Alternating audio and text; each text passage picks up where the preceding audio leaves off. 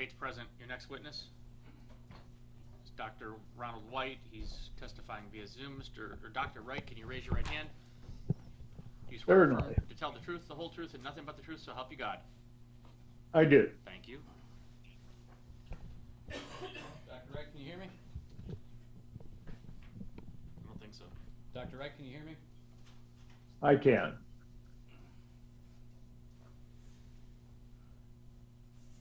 Will you please state your name, spell your last name for the court reporter? Sure. It's Dr. Ronald K. Wright, W-R-I-G-H-T. And what do you do, sir? I'm a forensic pathologist. How long have you done that? About 60 years.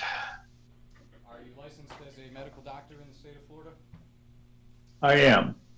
Have you also been licensed as an attorney in the state of Florida? I have. Can you please briefly describe your education?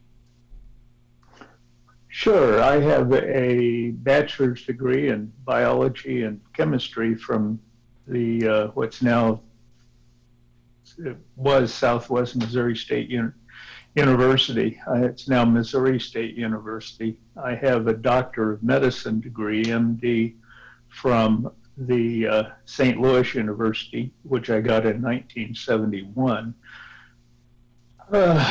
After graduating from medical school, I completed internship and residency in forensic pathology.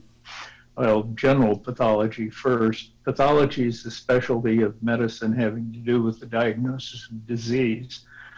I became board certified in anatomic and clinical pathology, the two largest subspecialties, in 1974, and in 1975 I became board certified in forensic pathology after completing my training at the University of Miami Medical Examiner's Office in Miami, Florida. After that, I entered.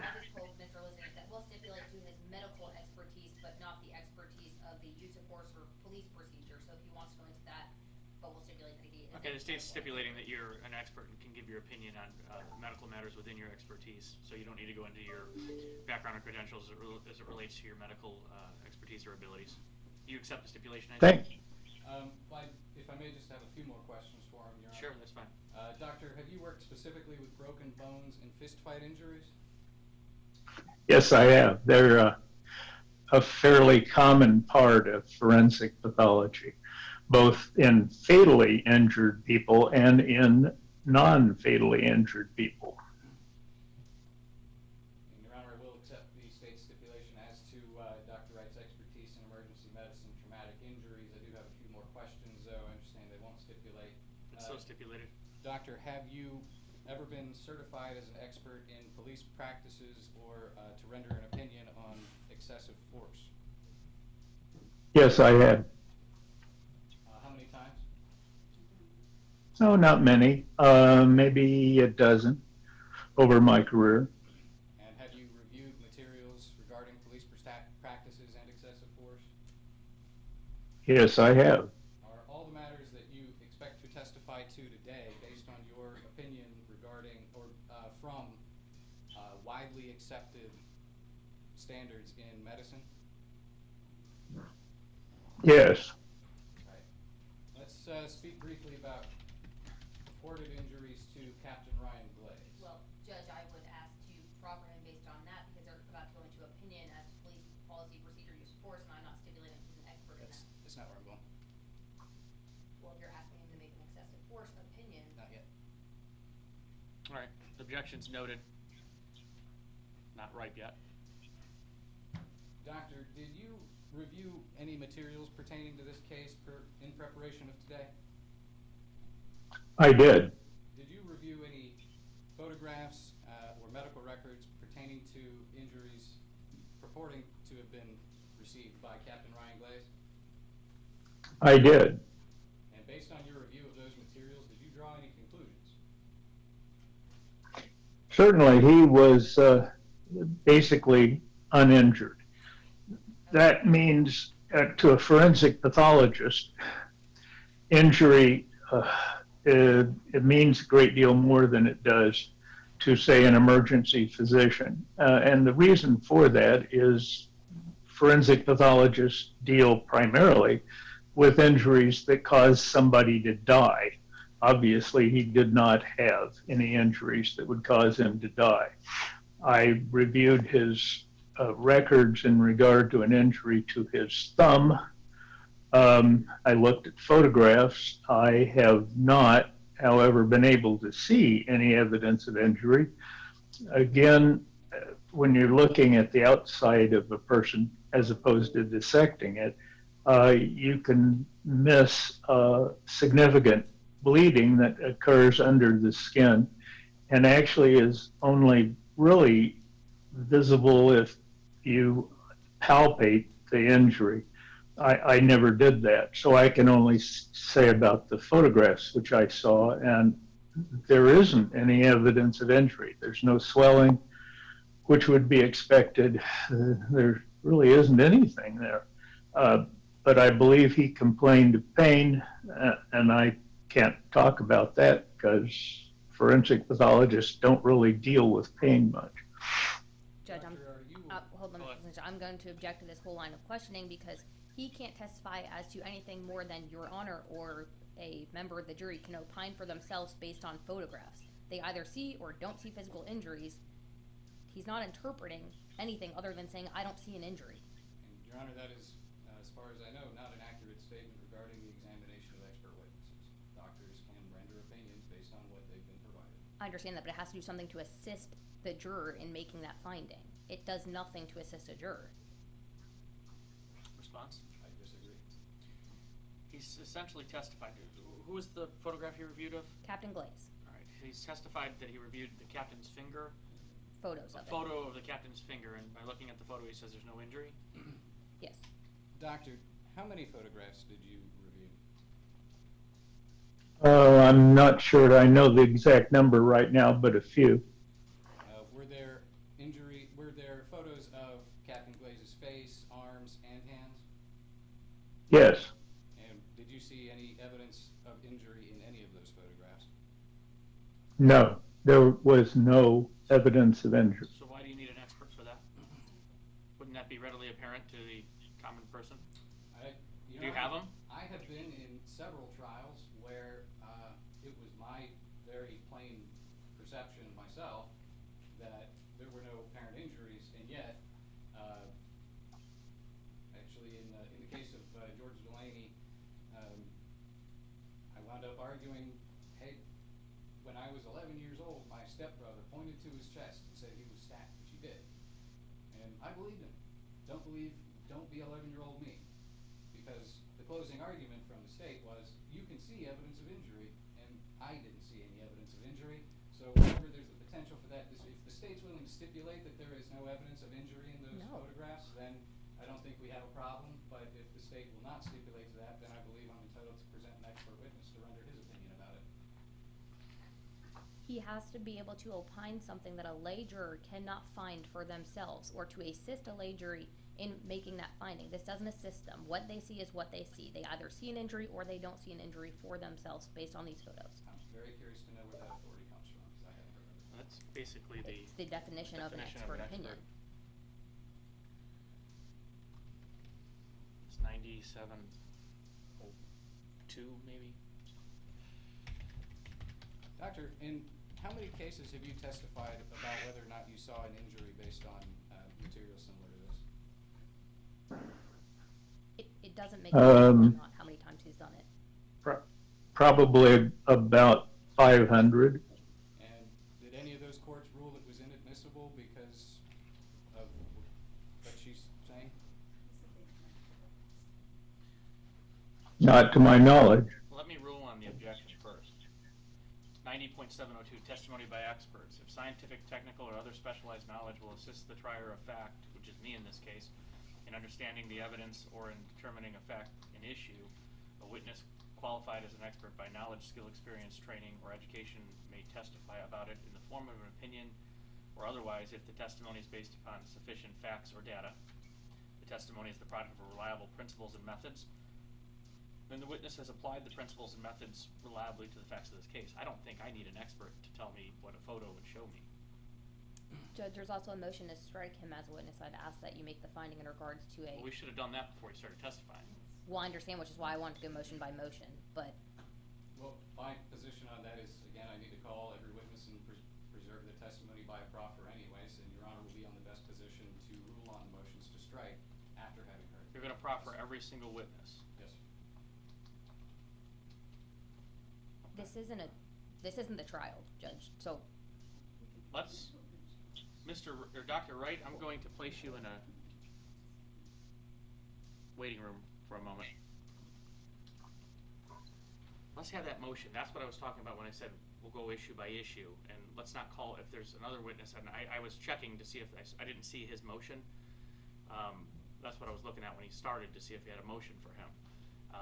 But I've just entered the definition of, or the statutory authority for use of an expert into the record, which is also, again, it's a statute. So do we have the photos?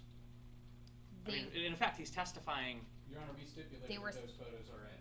Okay. They were the photos taken by Mr. Kloss. But I haven't seen them. So he's testifying that the thumb shows no injury. That the photo of it shows no injury, yes. Or any of the photos. Well, Right, but I don't need an expert for that. He's not testifying to whether there in fact was injury because he said he didn't dissect it. He's testifying to whether the photo showed it. I don't need a doctor to tell me what a photo shows me. And Your Honor, I understand Your Honor's perspective and position as the trier of fact here. My position is I still need to proffer this testimony to preserve the record for appellate review who won't be able to. I'm not going to take any more further proffer on this individual. Your Honor, may I think he's given us enough. May I place some authority on the record? In a moment. Do you intend to use him for any other purpose? Yes, sir. What was it? I intend to ask him about Mr. Waite's injuries. Did he examine Mr. Waite? He has examined Mr. Waite's medical records as well as photographs of Mr. Waite. Now, Judge, I agree that he can rely upon the medical records to make an opinion. However, it does not become relevant up and until the time Mr. Waite says, I was kicked in the ribs or I received an injury where I felt pain to my side. He's going to opine that Mr. Waite's injury of 3 fractured ribs is consistent with being kicked repeatedly in the ribs. Until Mr. Waite says that, it's not relevant. All it is at some point in time, he got fractured ribs. Well, it's raised in the motion, isn't it? Yes.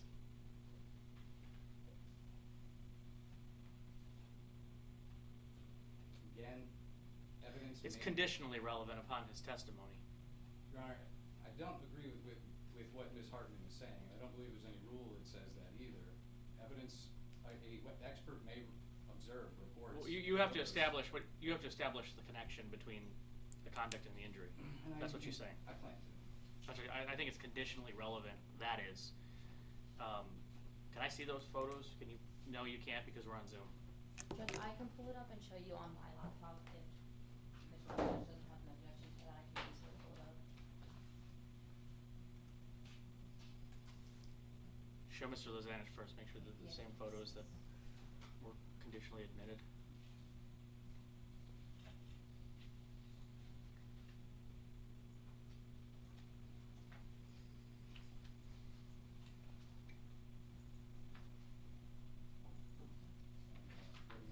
DGSO photos, 49 items. How many photos of the hands and body were there?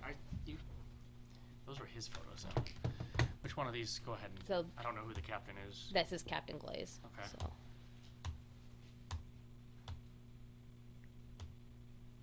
See some redness on his hands, unless that's a shadow. It looks like It's blood. an abrasion on the palm.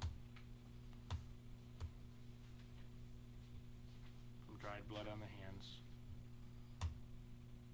More dried blood. Scratch on his elbow. It's bleeding. Dirty knees. And then it goes to Detective Vanscoy. Okay. So I showed him up until photo 31, because then it goes to Detective Vanscoy. All right, so I've seen the photos that were conditionally admitted of the captain. I don't need a doctor to tell me what those show. And if I may present some Go ahead. authority, Your Honor, is RJJV State 771 Southern 2nd 1265, 1266, Florida 2nd DCA 2000. It is reversible error to refuse or cut short proffer. Fahringer v. State 976 Southern 2nd 1218 at 1221, Florida 4th DCA 2008 held that even that is true even when the court believes counsel is engaging in a fishing expedition. Busaccia v. Terry 140 Southern 2nd 605, Florida 3rd DCA 1962 held it is also reversible error not to permit a witness to completely answer questions asked as part of a proffer.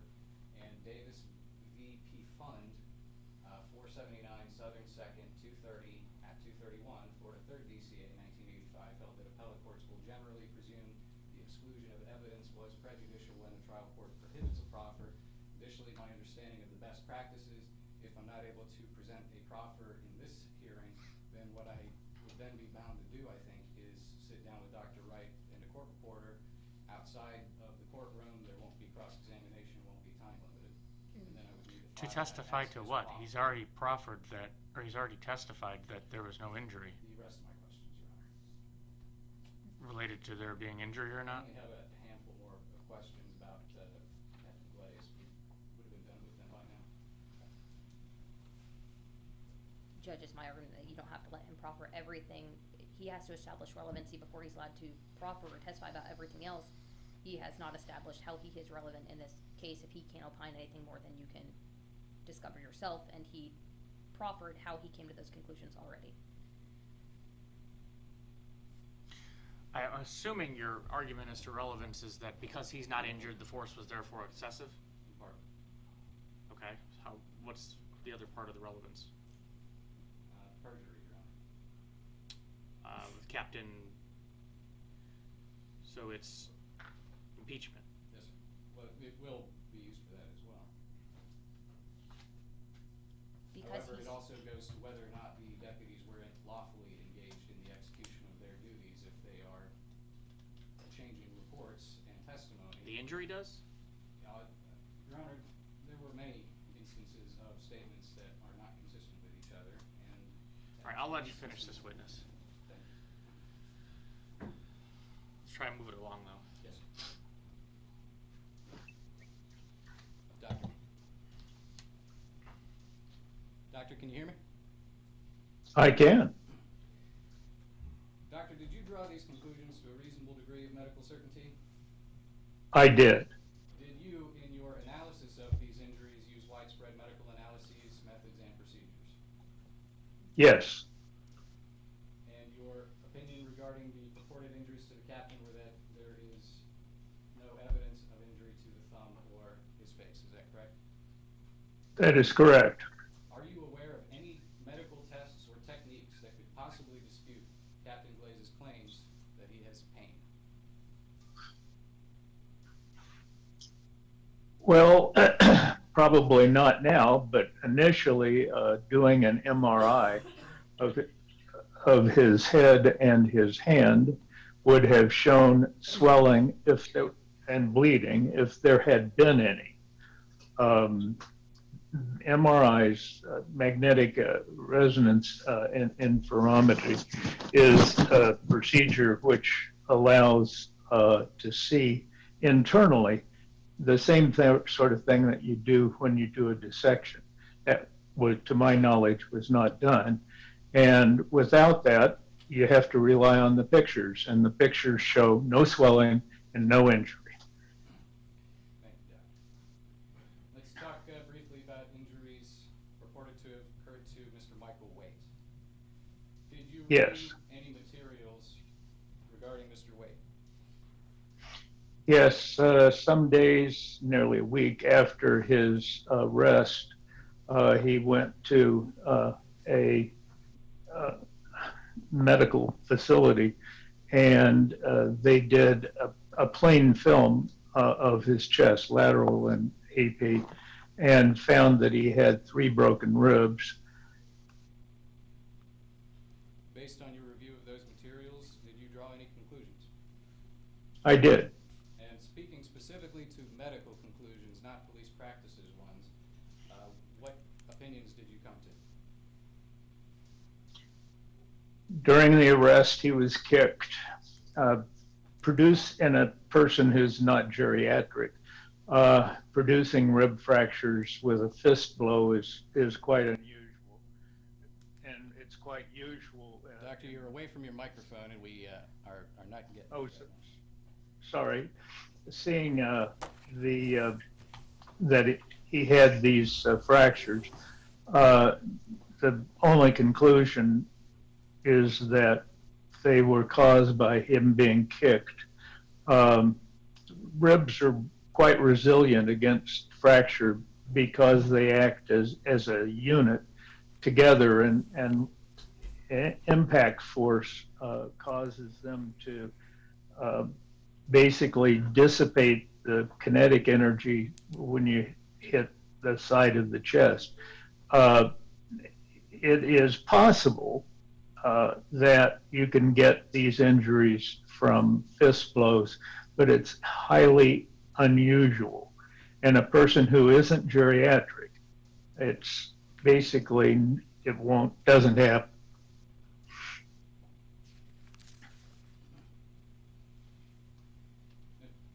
Doctor, was there, based on your review of the materials, a break in between when Mr. Waite was able to take photographs and see that doctor, would that have caused healing that would limit his ability to show what injuries he actually had on February 19, 2021? Certainly. Bruises heal up generally in about 7 to 10 days time. Bruises are when you cause traumatic rupture of blood vessels near the skin, near the surface of the skin. Those generally will heal up. Doc, you're away from your microphone again. Oh, sorry. Yeah, whenever you lean back, Doctor, it's very sensitive. It's honestly, you go about 6 inches in the wrong direction and we lose you. Oh, sorry. I'll try to stay up here right in front. How's that? That's Good. perfect. Okay. Basically, bruises heal up in 7 to 10 days. So the length of time which seems to have been ensued here, most bruises would be gone.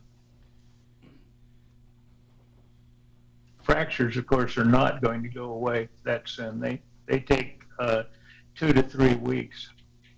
Doctor, if you had high-resolution quality photos documenting Mr. Waite's injuries, would you have been in a better position to understand what had occurred to him? Oh, certainly. Again, let me say, as I said before, MRIs are absent dissecting somebody. MRIs are the best way to see internal evidence of injury. We don't have those here. But again, high-resolution photographs do almost as well. You have to be careful about the way you light a subject, but we don't have adequate lighting here to see Mr. Waite's injuries, frankly. Now, I understand at this point the state has an objection about your qualifications as a police practices expert. Okay. You have been a licensed attorney in the state of Florida? Say that again. You have been a licensed attorney in the state of Florida? Yes, I was. I retired this year. And you have been qualified to testify as a police practices expert in 10 cases or so, you said? Yes, approximately. Before we permit, based on your understanding in that field, do you have any opinion from a police practices standpoint? Well, I would ask to proffer, because he can't give an opinion until he's qualified as an expert. Yeah, his prior qualifications don't automatically qualify him. I'd like to hear what those qualifications are. Doctor, can you please briefly describe your qualifications in police practice? Certainly, obviously, as a forensic pathologist working as medical examiner in the states of Vermont and Missouri and Florida, I have had occasion on myriad cases to review the happenstance of arrest procedures. And I've worked both with state, local, and federal authorities on that, and I've actually lectured on that in various academies. When one is looking at it retrospectively at what has happened that's resulted generally in death or injuries to people during arrests, obviously that's the basis of my experience is in the autopsy of the practices, if you will. What was done that wasn't correct that could have prevented deaths or injuries. That's the sort of thing that I have done a whole bunch of times. I don't know if it's 100, but it's probably pretty close to that. Your Honor, I will send her Dr. Wright as a police practices expert in this regard. I would ask to cross-examine him regarding this. Cross is granted. Go ahead. Thank you. Wadi. Yes.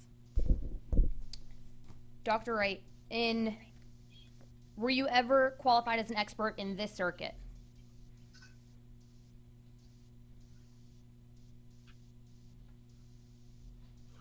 Perhaps. Let me think a moment. You're cutting in. Unfortunate. You're cutting in and out. Sorry. How's that better? A little bit. Are you on? Sorry. Doctor, are you on a phone? I am. I think that's what it is. I could not get my Microsoft Surface computer to log in for reasons which I don't know. We'll work with it. Just understand Okay. that she may interrupt you, or Mr. Lizanich may interrupt you at times because it cuts in and out. I'm sorry about that. Struggle with technology. You said that you've been qualified approximately 10 times as an expert. Have you ever been qualified in the 5th Judicial Circuit for the state of Florida?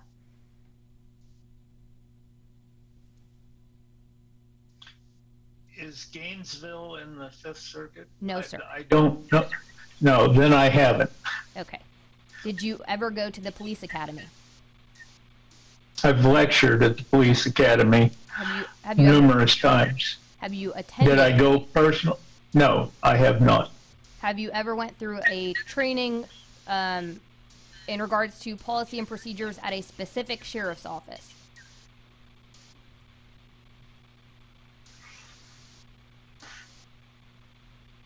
I can't remember. I taught the Broward Sheriff's Office through the police academy, which is run by the Broward County School Board. I don't remember. It's been back now 40 years, so it's hard to remember exactly. And how long has it been since you've testified on the use of force policy and procedure? 2004 or 5. And you would agree with me that in the last 17 years, that policy, procedure, and use of force has been rapidly changing? I don't know how rapidly it has changed, but yes, it has changed.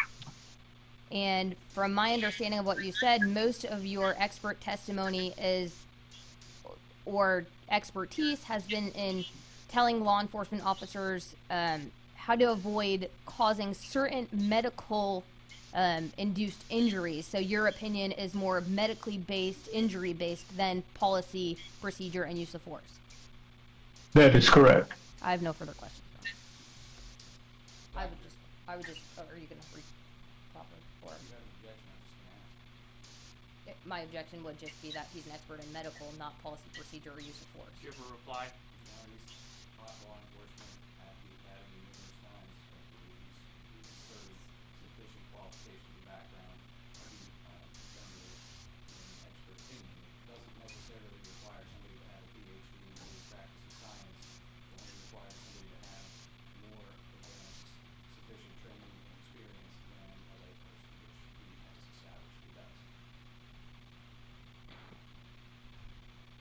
20 years ago. Additionally, the problem I have is he just testified that basically his expertise is medical and injury related. And I don't have any issue with him. My issue wasn't him being an expert in that particular regard. My issue was, do I need him to tell me that Mr. Waite's hands are not injured? I can see it in the photos. I don't think I have enough here to accept his opinion as an expert on this. He's never been qualified in the Fifth before. He said 40 years ago he taught it at the Broward Sheriff's Office, and the last time he testified was 04 or 05.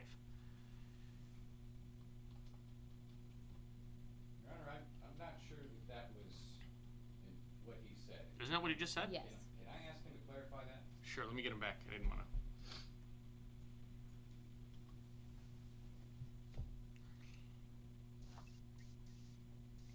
When you're ready.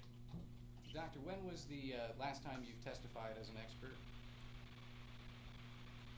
I haven't this year yet, except here. In December of 2022. In use of force. Doctor, No, not use of force. when was the last time you rendered opinion in use of force? Around 2002 or 3. Regardless, Your Honor, if I may, I would just... Yep, the court's ruling stands, but you can go ahead and proffer. Doctor, did you come to any conclusions regarding the force deputies used against Mr. Wade on February 19, 2021? Yes, it was certainly excessive. You don't kick people when they're down.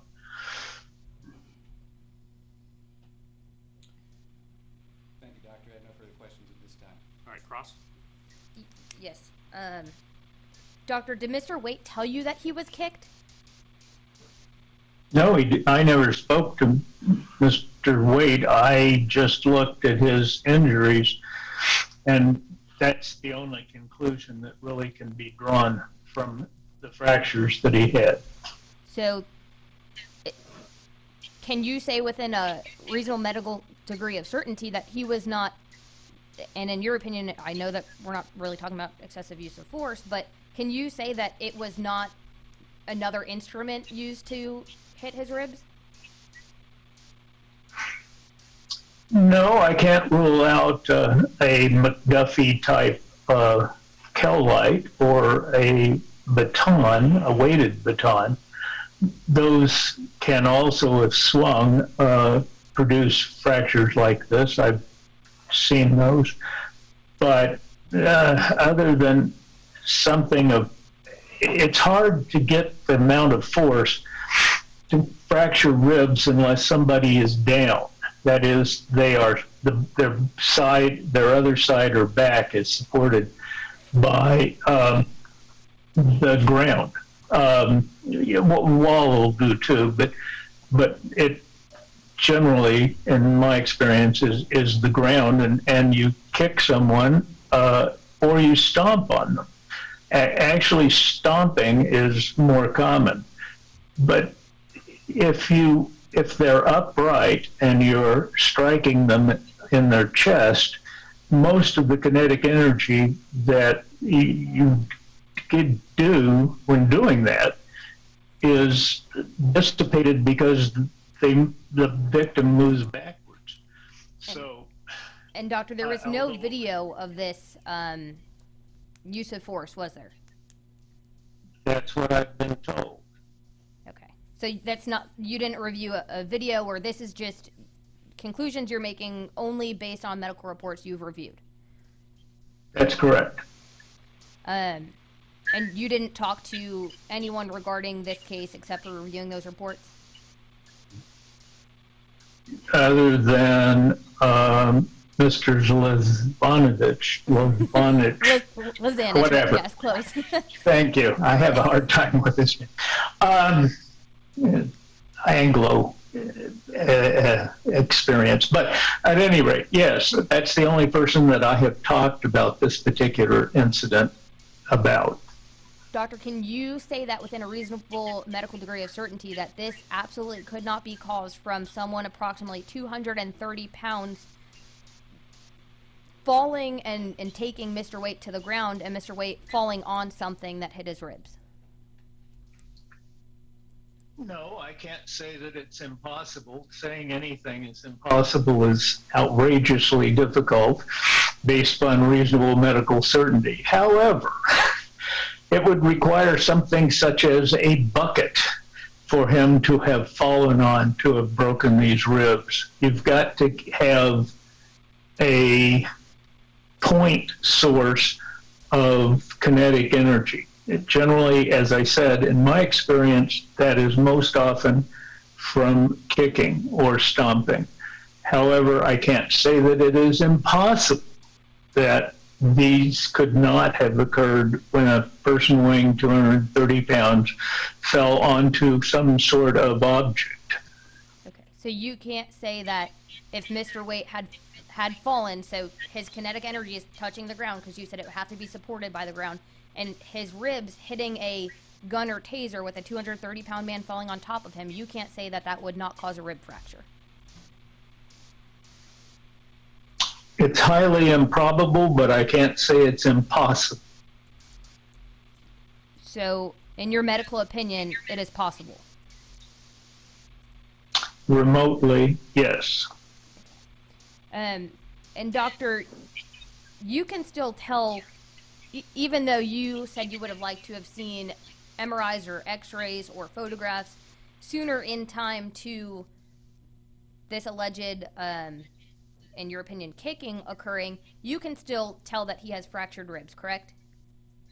Correct. They are seen. Again,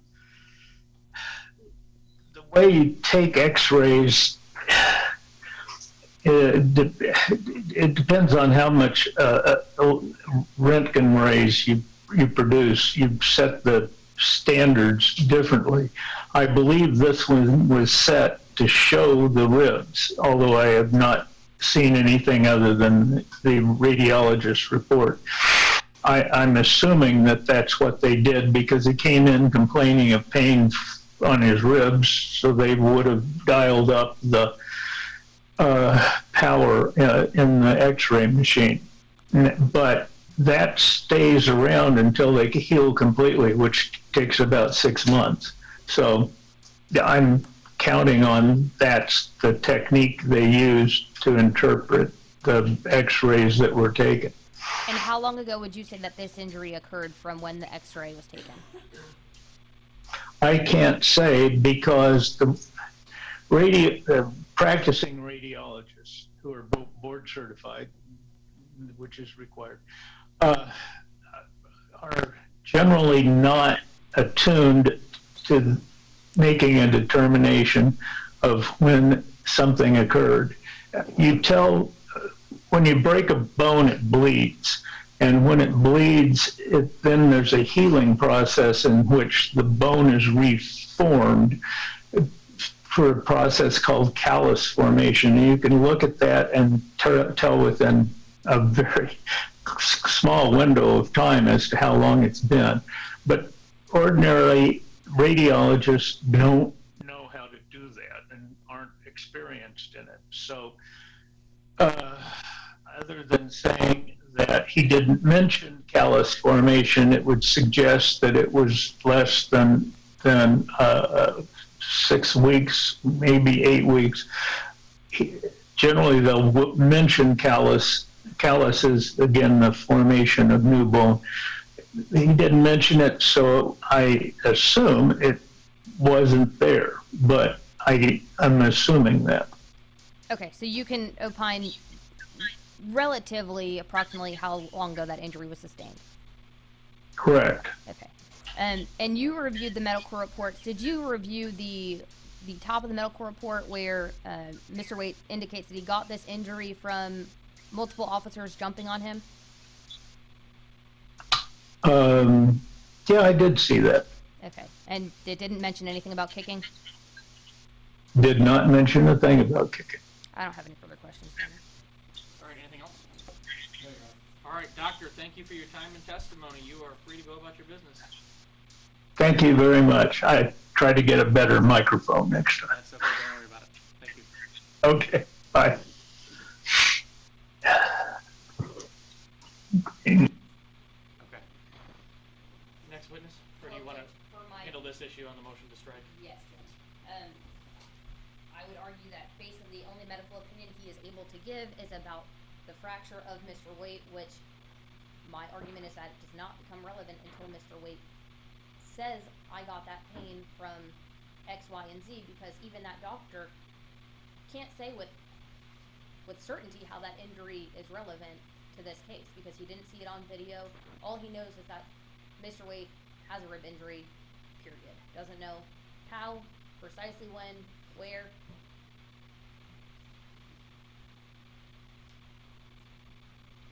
And if I may respond, Your Honor?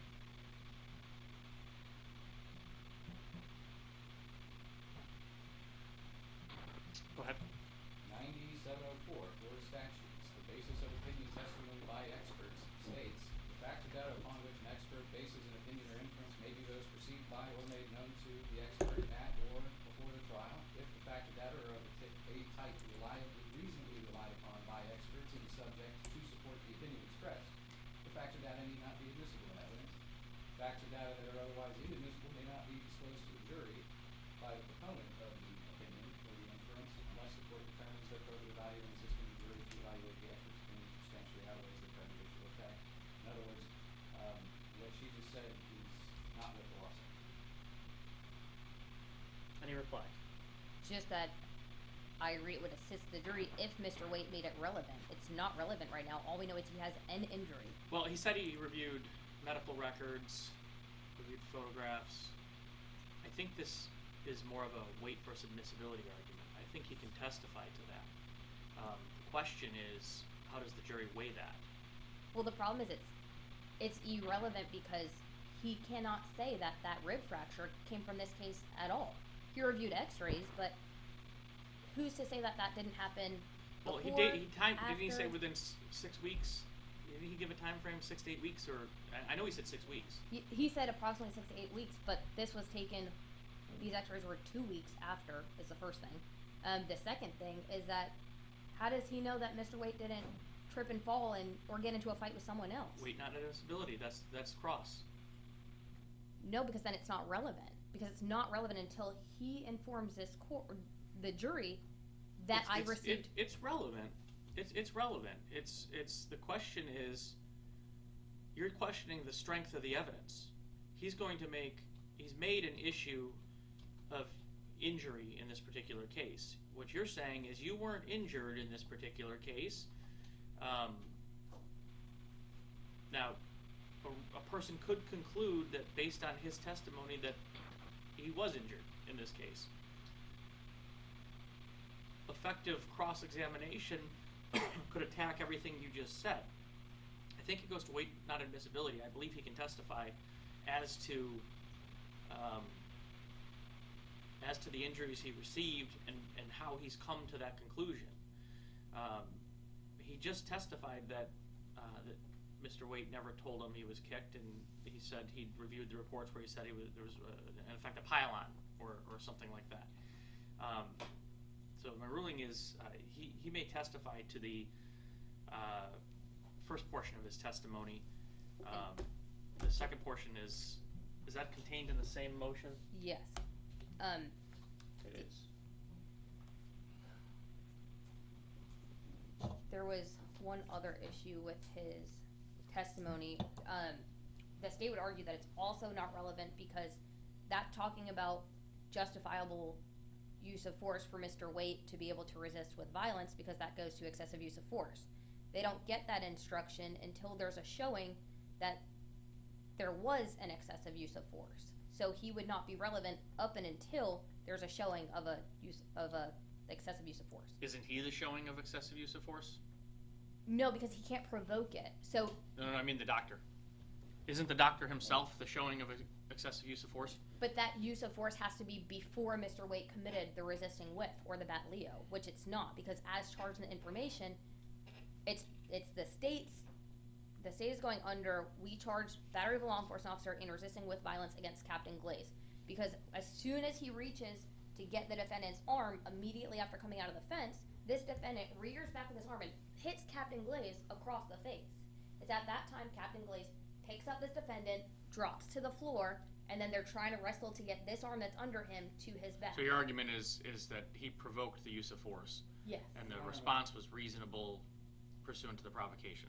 Well, it's not even that. They wouldn't get the justifiable use of force instruction. So we don't even get to the reasonableness or the excessive use of force. Yeah. If I may, Your Honor, we're dealing with a lot of hypotheses. I haven't called my first witness at jury trial yet. I understand the state will have arguments depending on how I choose to present stuff at Right, but I have to strike or not strike based on the testimony that I have here today. And I believe Your Honor has already made your ruling that it would be inappropriate to strike Dr. Wright's testimony or to strike Dr. Wright as a witness.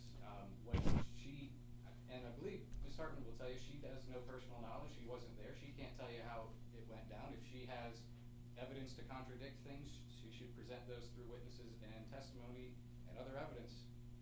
Her testimony or describing things is not in compliance with the evidence code. No, Judge, it's the burden of the defense to show why their witness is relevant. And until he shows why he gets a justifiable use of force instruction, he's not relevant. Again, that is not true. It is not merely whether or not I have a justifiable use of force instruction.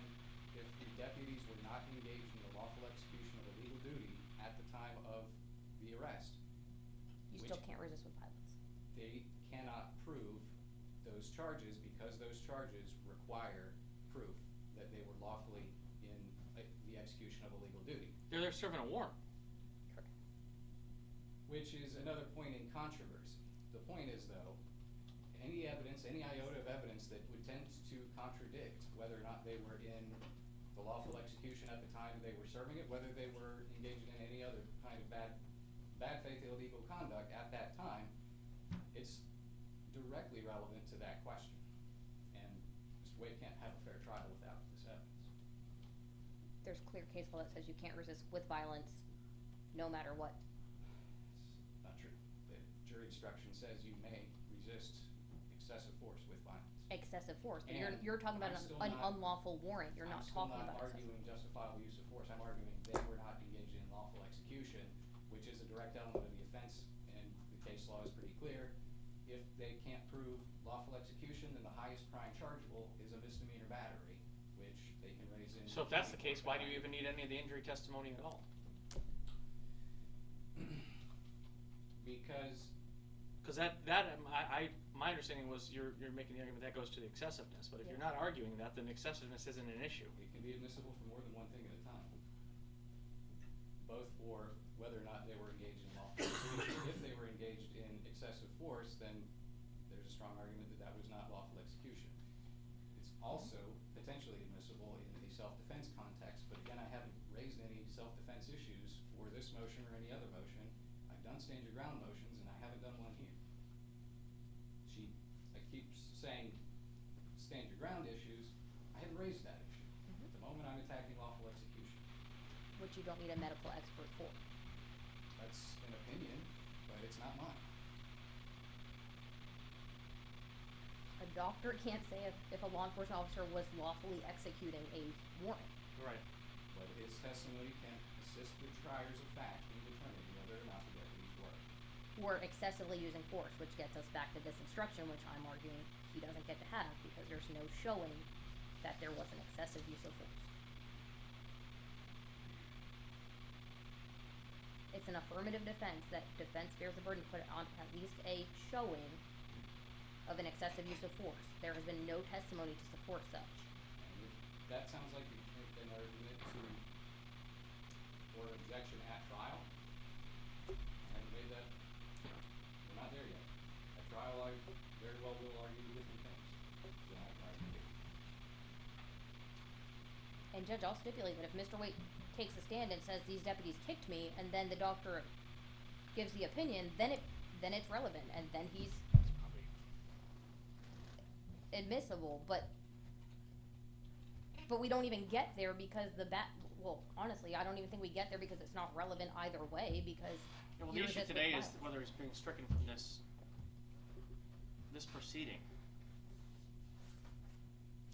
And again, the state has cited absolutely no authority to back up her claim about the relevance and how that works. 9704, I think, directly contradicts her position.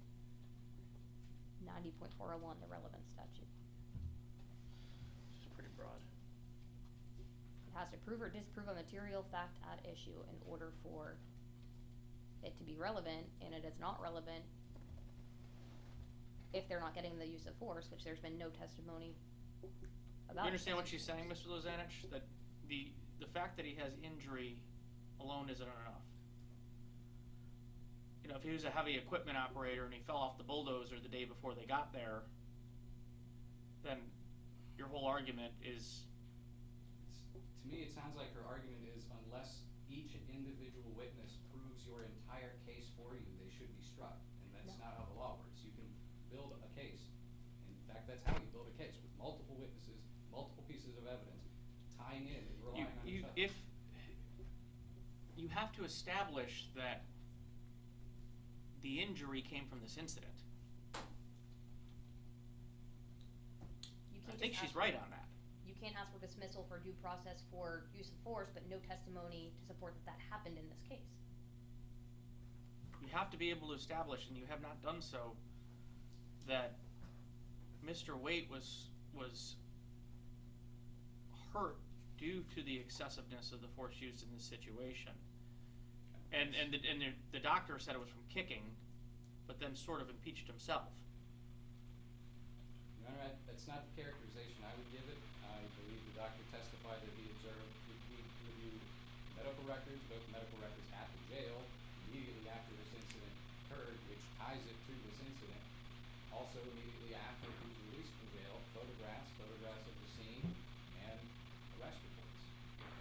The doctor gave his opinion that it was connected to this incident, and he based his opinion properly under 9704 on facts or data that need not be admissible on the things that he reviewed. He did not say it came from this incident. He said 6 to 8 weeks ago. He can't say when, where, how, why. He can only opine as to it's consistent with being kicked, period. I think the only person that can testify to that, aside unless the deputy takes a stand and says, yes, I kicked him, is your client. I don't see any other way.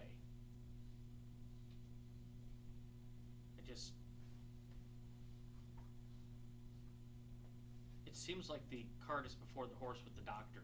The more I think about it, the doctor should be the supporting role here, and he's the only role.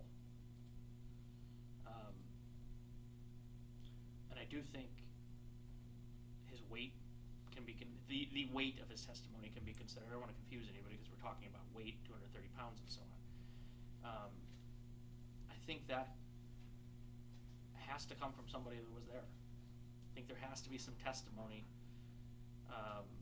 or other evidence, which doesn't exist because I didn't hear anything about the game cam recording any of it, to establish that theory. And I don't have anything. I understand the court's position. I've made my best argument relying on 9704. Your client would basically have to take the stand in order to testify to that today. I don't know if he's prepared to do that or if you've had that discussion with him. If he does, I can reserve ruling until I hear what he has to say. But I believe Dr. Wright has already testified, and he has also testified about the injuries to Captain Glaze and the photographs that were taken of Captain Glaze specifically for that purpose, just the same as he observed photographs Mr. Waite took, or Mr. Waite's doctor took, for that specific purpose. What I'm asking is, have you had a conversation with your client as to whether he intends to testify today or not? Your Honor, he's already testified today. Right, but he proffered testimony as wasn't about the injury. the only thing. It Yes. was all proffer. It was all about emails and bias and conversations with the sheriff's office and voicemails and so on. Which Your Honor found was all proffered, so I would argue that it's not to be considered. Almost nothing he testified to was actually accepted into evidence, but was rather proffered for Mr. Lizanich to lay on record. Your Honor, to answer your question, I have not had a conversation about him taking the stand a second time today. I would not call him presently. He would not be my next witness in any case. And I do still have several more witnesses. It is now 1 o'clock, and I don't think we have enough time to get through them. Why don't you approach?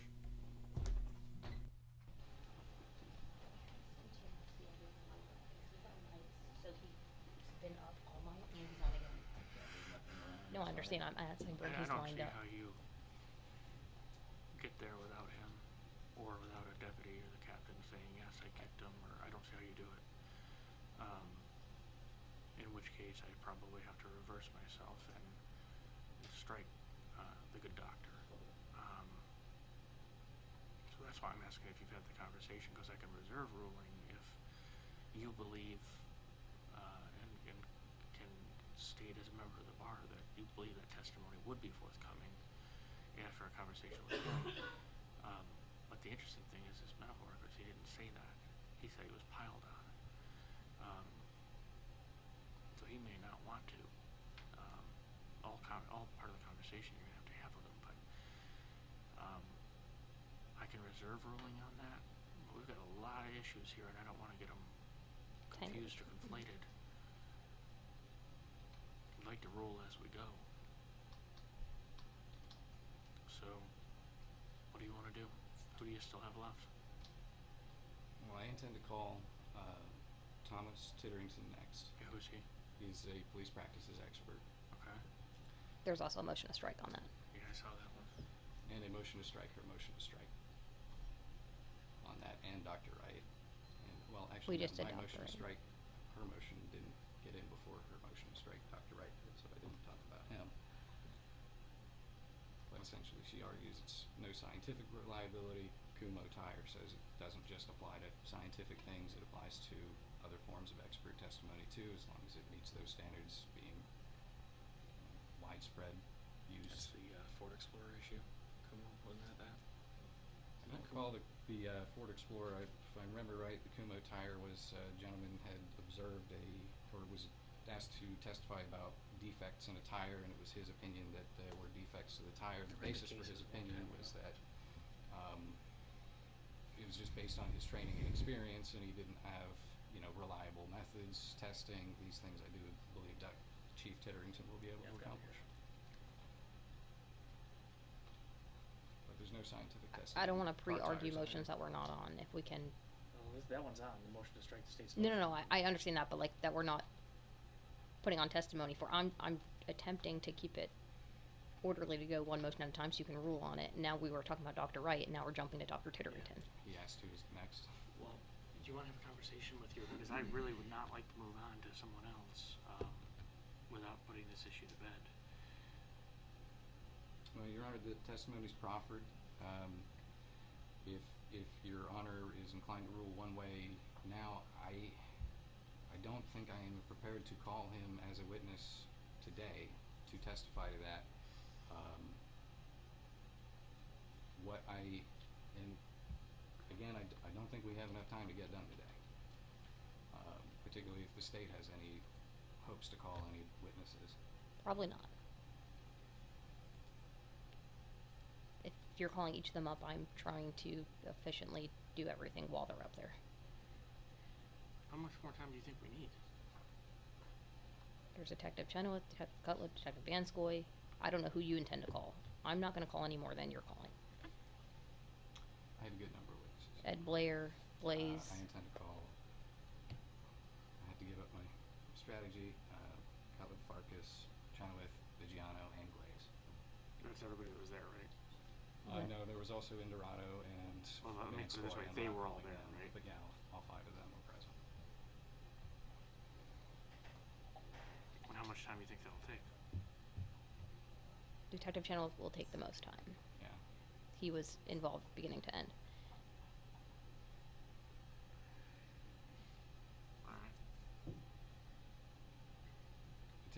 thing that's been taking the longest today is we have to stop every other question and have long legal arguments. Yeah, I know. It's the nature of this motion. So, Well, as it stands right now, he can testify to what he's an expert in medical, but the problem is, can he testify to anything relevant in this case? He's an expert, yes, but he can't. All he can say is he reviewed injuries on this individual, not when they were from that. Now, I'll make that ruling that if you can establish a connection to injury, this event, and those medical records he reviewed, then he can testify to that. I think the state highlighted it, and it was in the jail records. Cops piled on me. That ties it. Experts are allowed to rely on hearsay. That's not even in 9704. evidence yet. You're arguing truth of the matter asserted in records that aren't admitted. Testimony came out. I do not need to assert truth of the matter asserted. Experts do rely on hearsay. Right. It's connected. It was in the medical records, wasn't it? Sir? But the purpose of that wasn't for truth of the matter asserted. It goes to the effect on the listener. Again, So, we're not The arguing expert the can hearsay rely on it. section. It's just yes, but you're saying that now you get the relevance of it for the truth of the matter asserted. Testimony came out. But it's not the truth of the matter asserted. It was elicited for effect on the listener. His reliance. Yes. On So you his don't get to opinion. reverse it and then use it for truth of the matter asserted. It's solely for the purpose of an effect on the listener and opinion. I think if the state's argument was accurate, what we would need is a medical doctor to actually do an examination of every witness before they No. testify about it. And No, you don't. You need That's what we something got. from someone to Say he was say he was on this incident. kicked, injured, or whatever on this incident beyond, the photos, because the photos, as he said, aren't going to show that.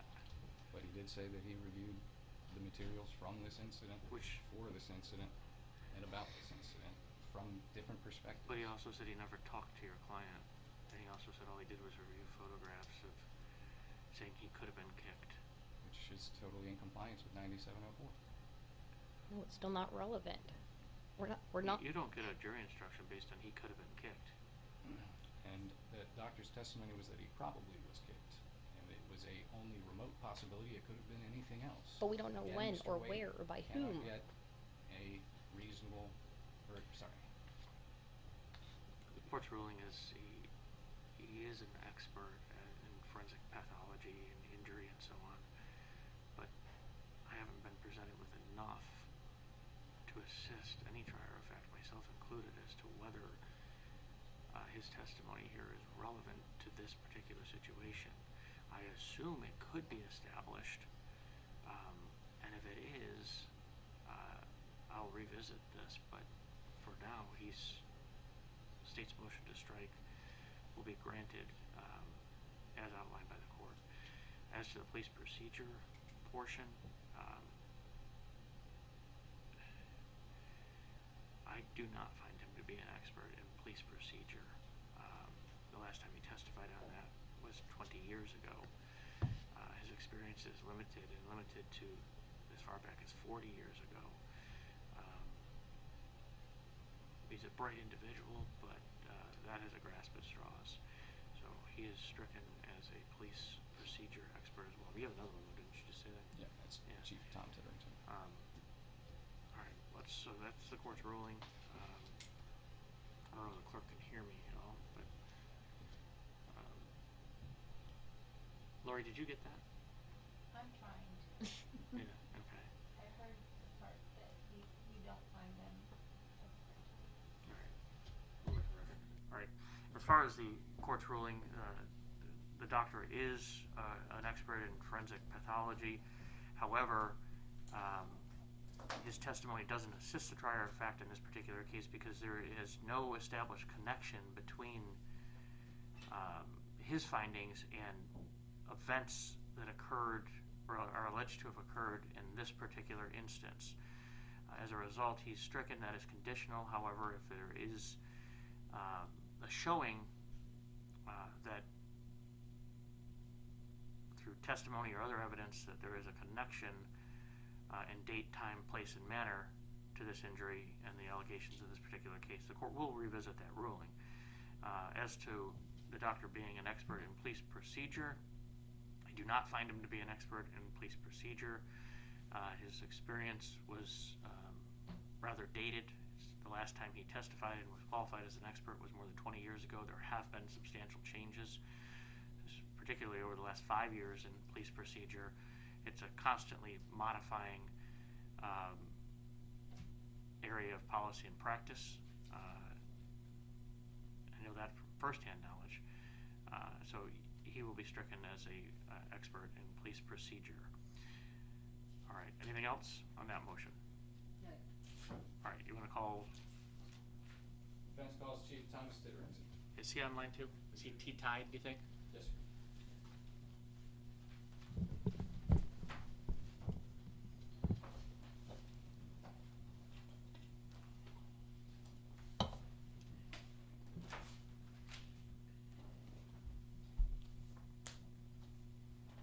Where's he out of?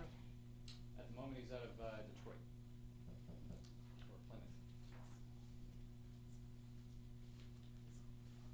I ask because it's taking a while to connect.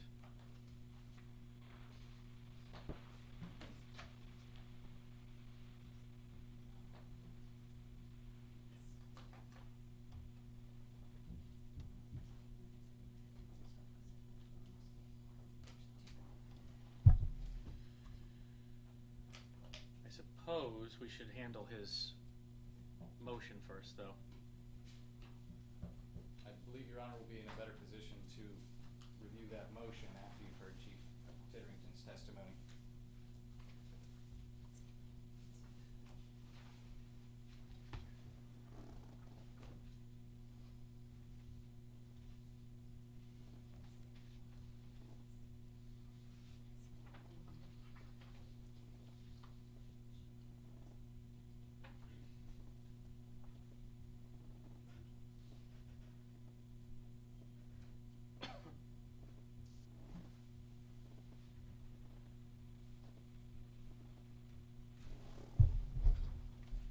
Here we go.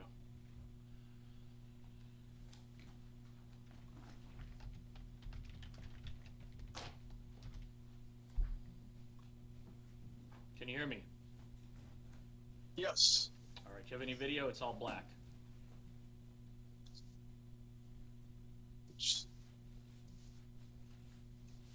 I hit start video. Do you have a cover on your camera? Don't. I just tested this a few minutes ago and it was working. So let me see if there's some other thing I.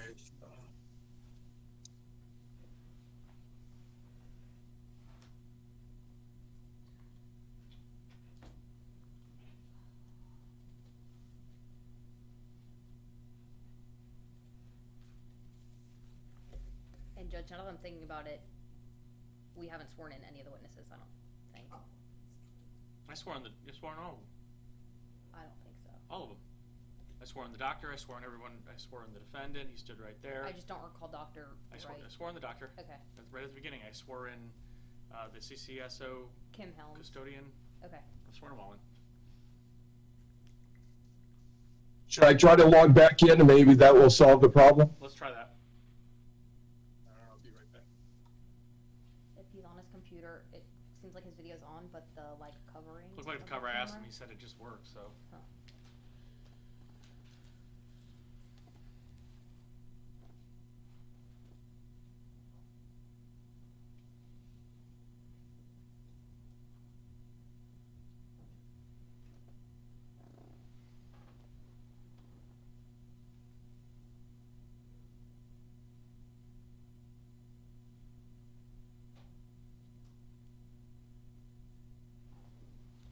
I think Zoom is getting worse.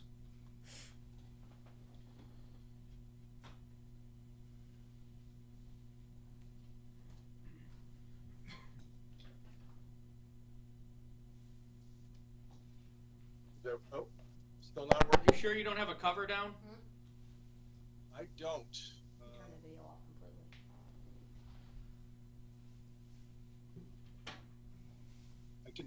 I can log back in with. Let's see. I can log back in with my telephone if that. Try that. I'm sorry? Try that. I apologize. I tested this morning and it worked fine, so I don't know what's going on. I'll be right back. Judge, while he's out, my argument is that you don't even get to a use of force argument until there's a showing of use of force, and we're still not there. So if Mr. Lizinich would like to proffer testimony, however, I know that you just struck the last witness because it's not relevant yet. This is still not relevant yet until there's a showing of use of force.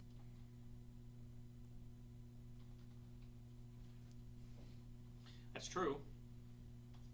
So, Your Honor, this one witness has a lot more to testify about than the force. What I expect this witness to testify to is that they should have used SWAT, they should have had an operational plan, but should have, could have, would have does That's all not make it police unlawful. procedure. Correct. And this isn't a civil tortious case. This is a criminal case. None of those things are relevant if they followed policy and procedure. Lawful execution of legal duty. that doesn't go to lawful That's execution of not- legal duty. That goes to best practices. Yes. That is pure. Additionally, reasonableness is the cornerstone of the Fourth Amendment. It goes directly to the motion to suppress.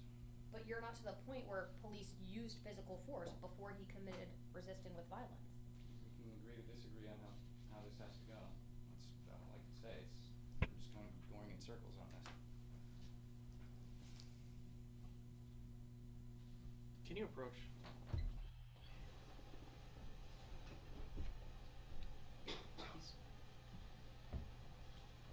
He's going to testify that they should have used SWAT to arrest him on the warrant.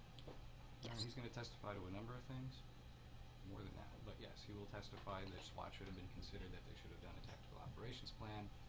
That's what he's said in deposition. Also say that they should have had body cams. omitted material facts from their reports and testimony, in particular in their pursuit of warrants, which is sufficient to render them totally invalid pursuant to Delaware v. Franks. What he thinks is material or left out isn't up to him. That's for your honor to determine if it's a material fact or not. And his opinion on how the greater police community does these things is relevant and Is he in admissible Florida? for it. Is he certified in Florida? Fort Lauderdale 20 years ago, yes. He is not being called to give legal conclusions. Indeed, the state's right. That's your honor's part. But what he can do is testify to how the customs and practices of the business of policing is nationwide, which is helpful to that test of whether or not the conduct was reasonable.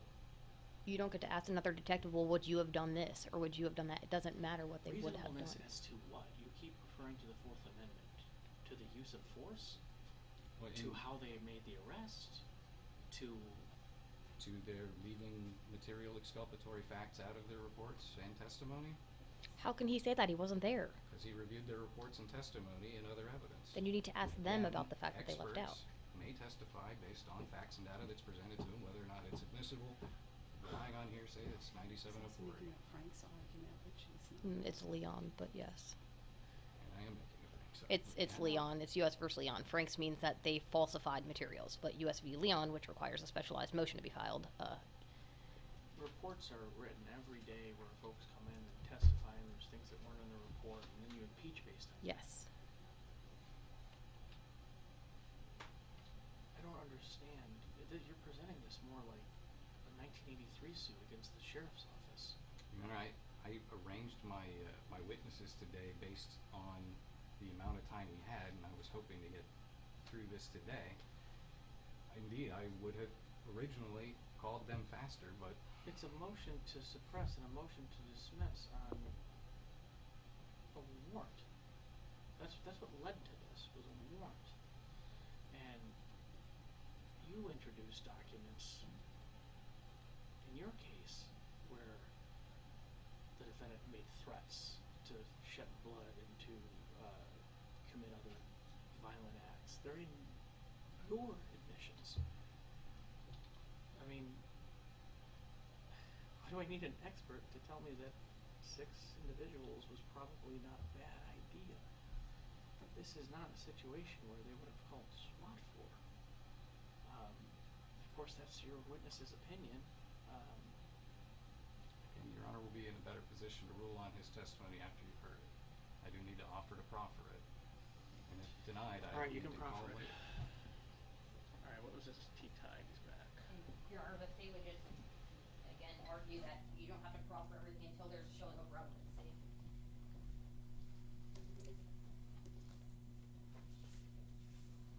All right, sir, can you hear me? I can. Raise your right hand.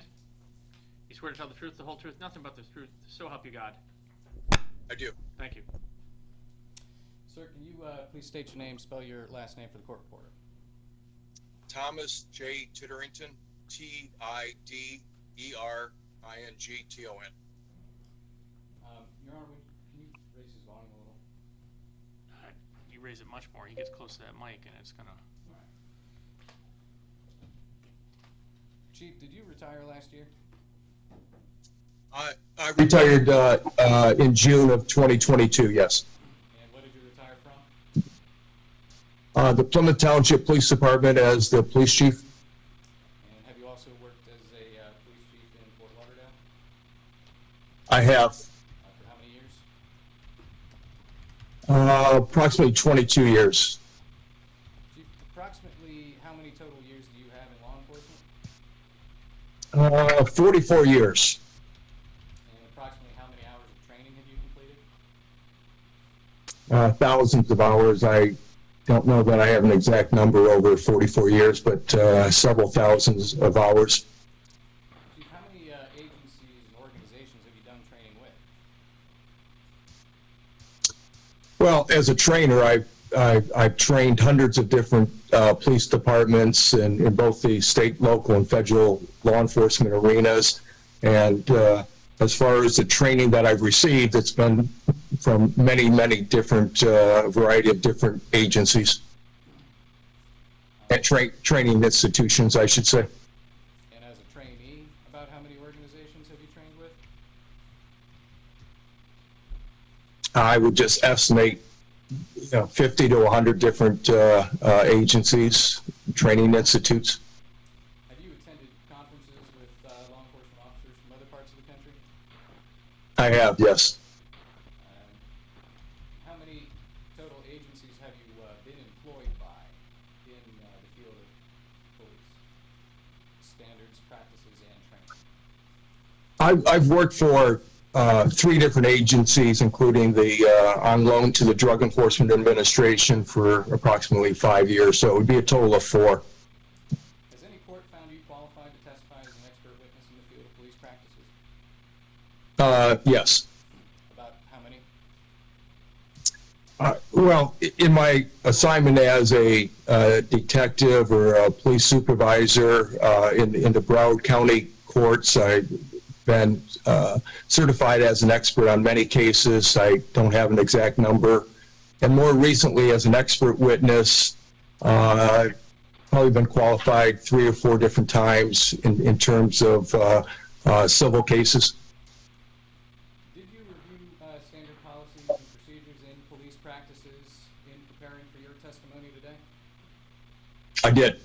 Are these standards and policies widespread across the nation recognized? They are. Are these standards recognized in Florida? Yes, they are. Are these standards designed to balance rights and public safety? They are, yes. Are there any peer-reviewed publications on these matters that you're familiar with? Yes, many. Have you taught classes in report writing, search warrant affidavit writing, and so on? Yes, I have.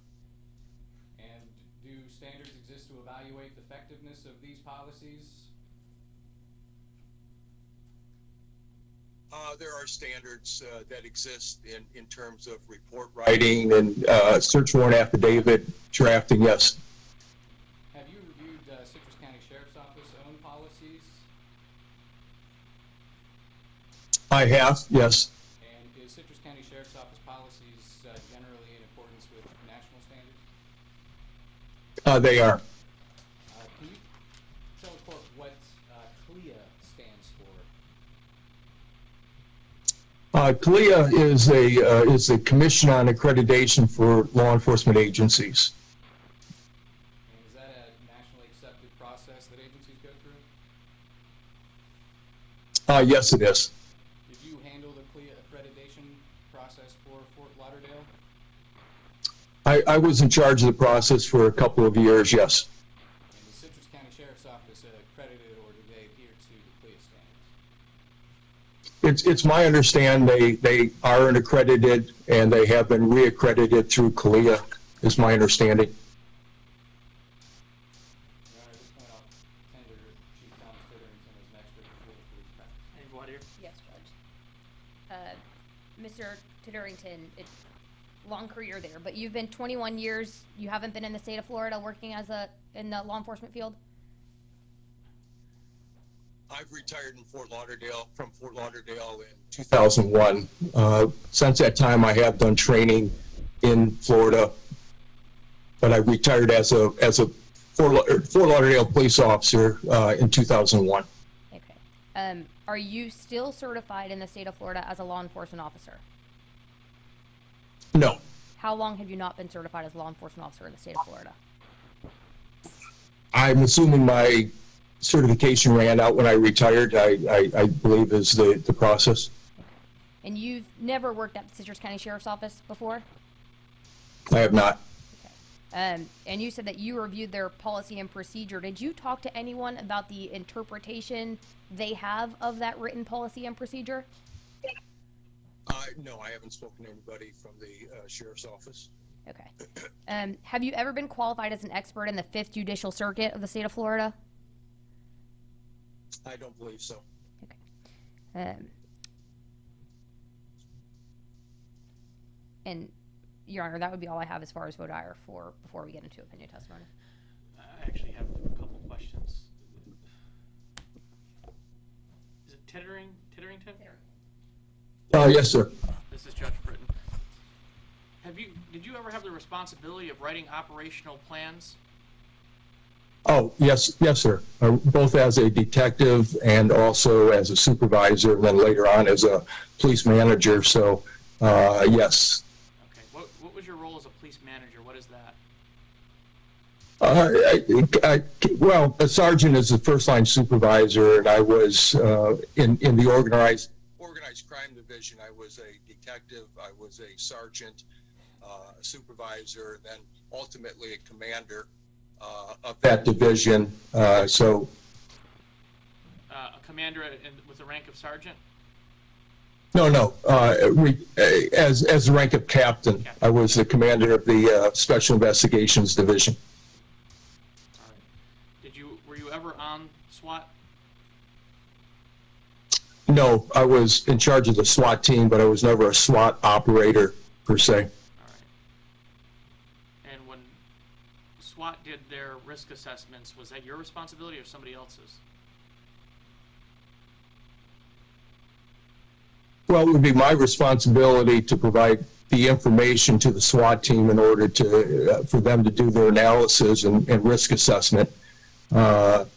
Typically what would happen is a investigator, if you're requesting the SWAT to do an operation, you would provide them with the information and a risk analysis. So it would be my job to make sure that the SWAT team had the proper information in order to do the risk analysis. Okay. Mr. Lozano, do you have any questions based on what Ms. Hartman asked? No, Your Honor, I believe I'm ready to tender him as an expert witness in the field of police practices. All right. Any follow-up based on what the court asked, Ms. Hartman? No, Judge, just the argument. It's been 21 years since he worked in law enforcement. He worked at a large agency. CCSO is clearly not as large as Fort Lauderdale Police, which likely has a full-time SWAT team to be used. He's never been qualified in the 5th, and he hasn't had a certification here in law enforcement in the state of Florida in 21 years, nor does he know how CCSO's policy is interpreted by its internal members. Your Honor, I'm afraid Ms. Hartman misheard Chief Titterington. He said he retired last year. In the state of Florida is what I said. All right. I find that he can give testimony or give an opinion on police policy and procedure. Go ahead. Chief, did you review any materials pertaining to this case in preparation of your testimony today? I have, yes. What did you review? I reviewed police reports. I reviewed a search warrant affidavit for a electronic tape recorder. I also reviewed the arrest affidavit. Did you review any depositions or deposition transcripts? Yes, sir. Also some depositions involving the officers involved in the cases, as well as, I believe, Mr. Waite's deposition as well. Mr. Waite was not deposed, but anyways. Did you review the substance or the content of reported interviews? I did, yes. Did you review emails that I obtained as part of a public records request? I have, yes. Have you seen, to your knowledge, all the photos that I have in the case? I reviewed all the photos that you provided me, so I'm assuming that that is all of the photos, yes. Does that include approximately 40 or so photos of Captain Glaze and Detective Vanskoy? Yes. Did that include photographs of a gate camera at the scene of an arrest and photographs of deputies engaged with Mr. Waite? Yes. And did you observe photographs of his injuries that he was able to obtain later? Yes, I did. And did you observe or review an email from a supervisor of records referencing the absence of any tactical operations plans? I did review that, yes. Let me start with the investigation and the report writing phase of this case. Is there a widely Yep. accepted, there might be a delay, I apologize. Is there a widely accepted police practice standard to complete affidavits with all relevant information? That would be the standard, yes. In Detective Chenoweth's affidavit for Acapius to arrest Mr. Waite, did Detective Chenoweth include all the relevant information in the case that, from a police practices standpoint, he should have? Based on my review, I believe there was information that was excluded from the affidavit that should have been included. Can you describe that information that should have been included? Well, the information that I believe that should have been included was there was information concerning Mr. Waite contacting the sheriff's office in, I believe it was September and October of 2020. So, you know, prior to this incident and prior to the affidavit being written, and there was discussions with, I believe it was Captain Glaze, the Lieutenant Vigiano, and also a police dispatcher about Mr. Waite actually tape recording conversations. And I believe that should have been included in the affidavit, or at least certainly should have been accounted for and discussed, and a determination should have been made at that time whether or not an affidavit should even be presented for the arrest.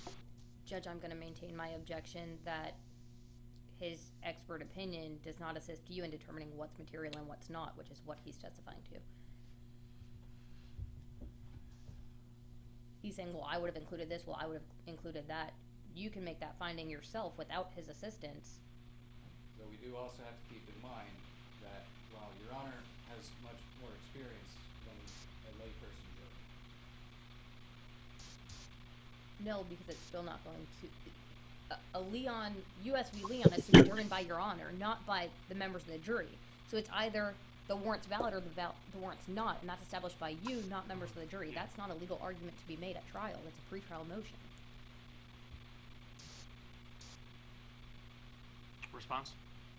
Well, Your Honor, as a matter of admitted and conceded fact, indeed the report, affidavit, petition for Acapius, rather than a warrant, indeed did, by, I think the state's concession numerous times in their responses, they did omit those material facts, yes.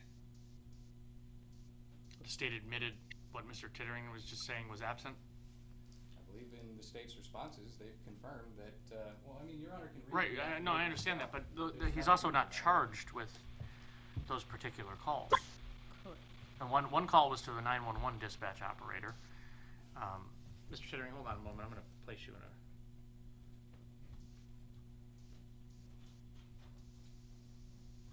One call is to a 911 dispatch operator, which is common knowledge that is recorded. In fact, they generally say something along the lines of CCSO, this call is recorded. State your, I don't know exactly how they say it, but they put the person on notice. There's no issue with that. There's no issue with the call where he told the officer that he was going to record it. Those aren't charged. So his issue is, a search warrant affidavit standard is what? Probable cause. That's all that has to be established. It's a minimal legal standard as to whether there's probable cause. Did he probably commit the crime? Your Honor, there's another problem with affidavits, in particular affidavits in this case. When an officer completes an affidavit for a warrant or a search warrant, they are under oath. And being under oath is the truth, the whole truth, and nothing but the truth. Failure to tell the whole truth. Or it's what they think is relevant. Because if they weren't seeking, that was one charge, right? That warrant? Yes, and it has to be materially relevant, not just possibly relevant. It's materially relevant, as well as, I want to get back on track a little bit.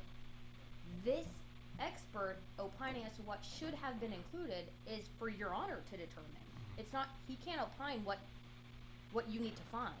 He is not drawing legal conclusions. He is saying, here is what the standard across the nation of police is. Well, when he says that something should or should not be in an affidavit for the court to consider, and therefore the court's consideration was inaccurate, and I assume therefore there shouldn't have been a warrant, and therefore there shouldn't have been an arrest.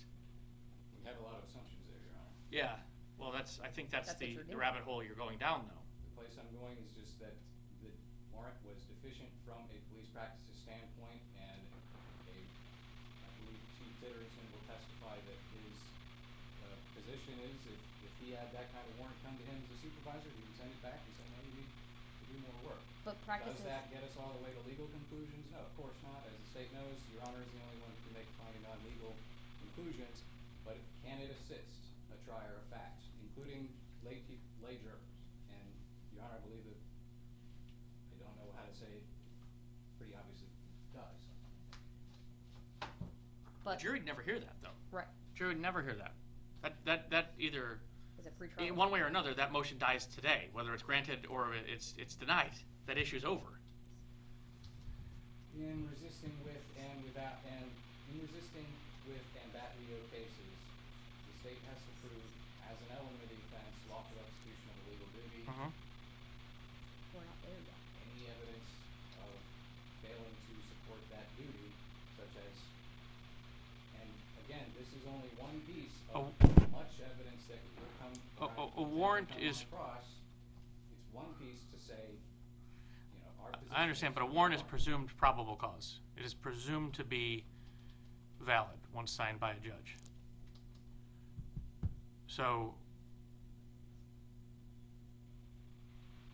his testimony, does he have any more related to this particular issue? I have a couple of questions on this issue. All right, I'll let him continue the proffer. Whenever you can go ahead.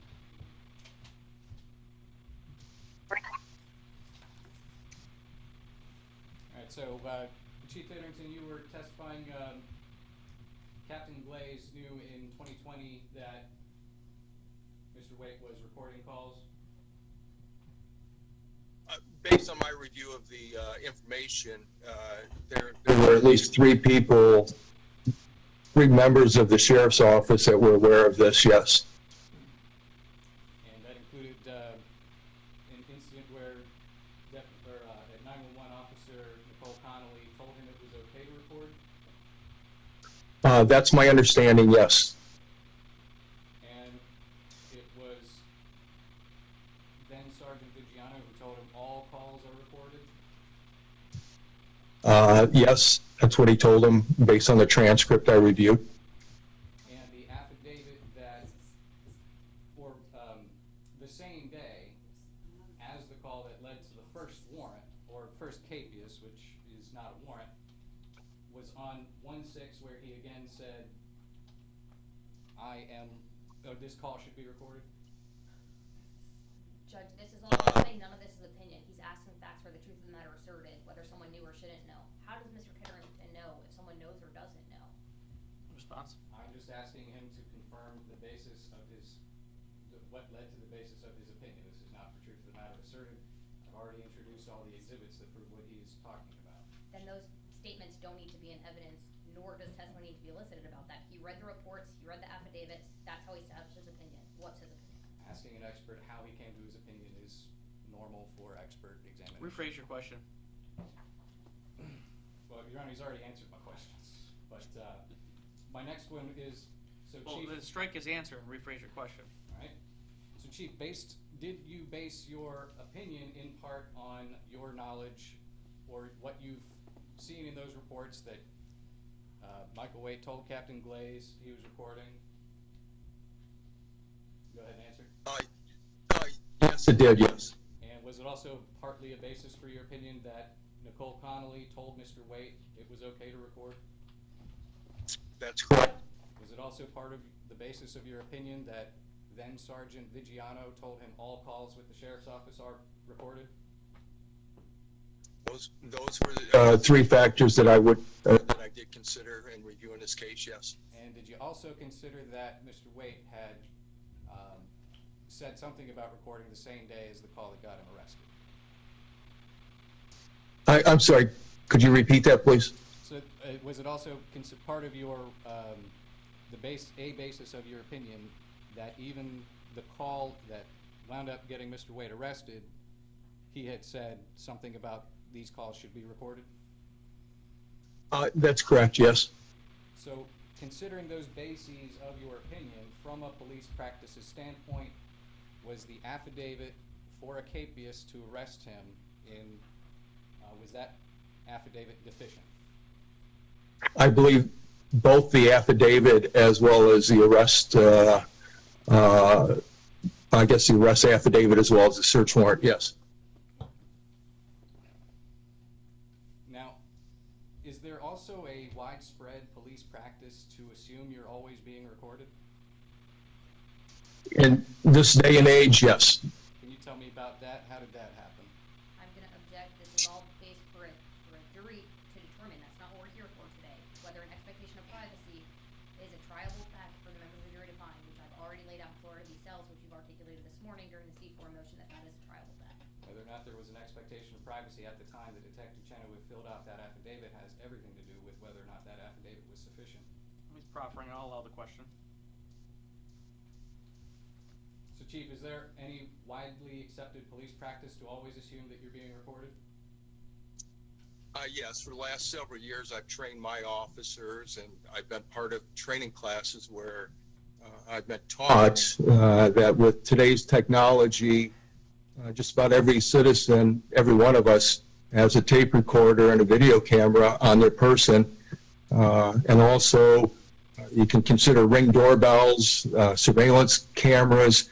It's just a widespread knowledge that that officers have or should have, that they're being recorded at all times. And is that widespread across the nation, or is that just in the places you've been? Well, I don't have a statistical analysis, but I would say anecdotally, and I've worked with enough departments and have been involved with enough training with departments across the country that I would believe that it would be the consensus that being tape recorded is just a simple fact of, is just a simple reality these days. Even our officers, body-worn cameras, cameras attached to tasers, in-car cameras, everything law enforcement does these days, there's tape recordings and audio recordings associated with it. Chief, let me move on to the planning of the arrest phase. What information should the police have considered in planning the operation to arrest Michael Wade? Well, the first part of the training, the first part of the risk assessment, they should have evaluated what was the crime.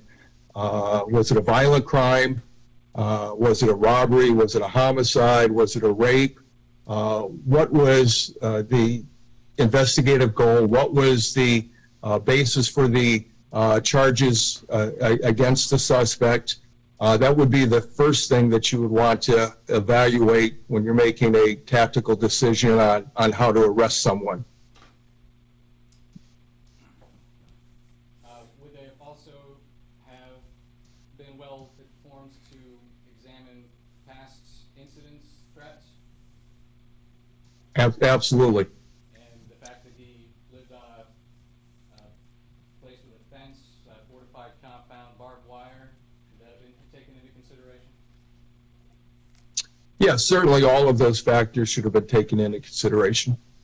And did they have a search warrant when they went to arrest him that day? No, it's my understanding. Subjection. How can he make that conclusion? He's can only opine as to what he was given. How does he know that there's not something else that he was or was not given? I'll rephrase. Chief, is it also part of the basis of your opinion whether or not they had a search warrant that day that they went to arrest him? Based on my review of the documents, I have not seen any evidence that there was a search warrant for the property, only an arrest warrant. So did the planning phase comply with widely accepted police practice?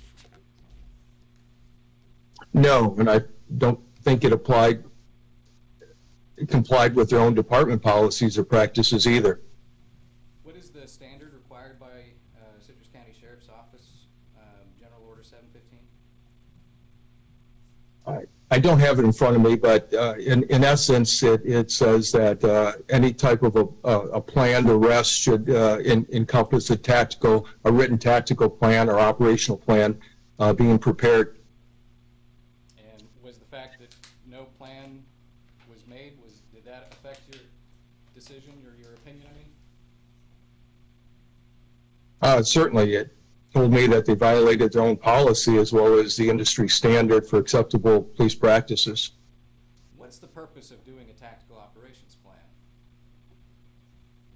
Well, the purpose of the tactical operations plan is to ensure that all factors are being considered, and at the same time, you have a written document explaining what is going to occur, and it also serves as a risk assessment for the officers that are involved, and then it's ultimately approved up the chain of command versus just a detective deciding to make an arrest. You have an operational plan that requires several layers of approval up the chain of command. So if I'm hearing you right, you're saying the tactical operations plan is designed to ensure both oversight and safety for all people involved? Both the officers and the suspects, that's correct.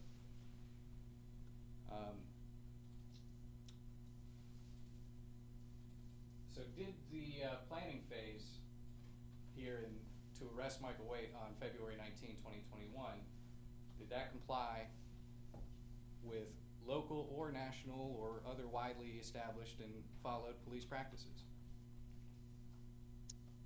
No, not in terms of preparing an operational plan. It did not.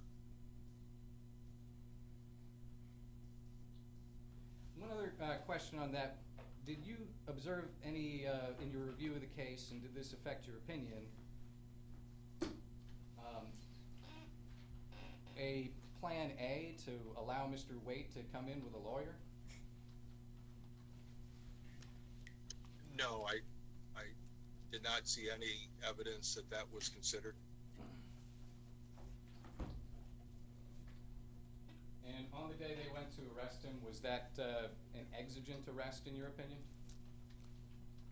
In my opinion, it was not an exigent circumstance, or there was no reason that I was able to determine that the arrest had to be immediate. So, let's go on to the execution phase and what happened. Did you draw any conclusions regarding the manner in which they executed the plan? Yes, I did. And what was that, what was your opinion? Well, first of all, my opinion was I don't believe that they considered all other viable options of taking Mr. Wade into custody. And had they evaluated all other options, they would not have concluded that this was the safest way for them, meaning the officers as well as for the suspects, to go to a fortified compound and try to effect the arrest of someone who has, in their own assessment or intelligence gathering, was possibly armed and certainly was opposed to having any law enforcement officers on his property. Is it your opinion that the way they carried out predictably created danger unnecessarily?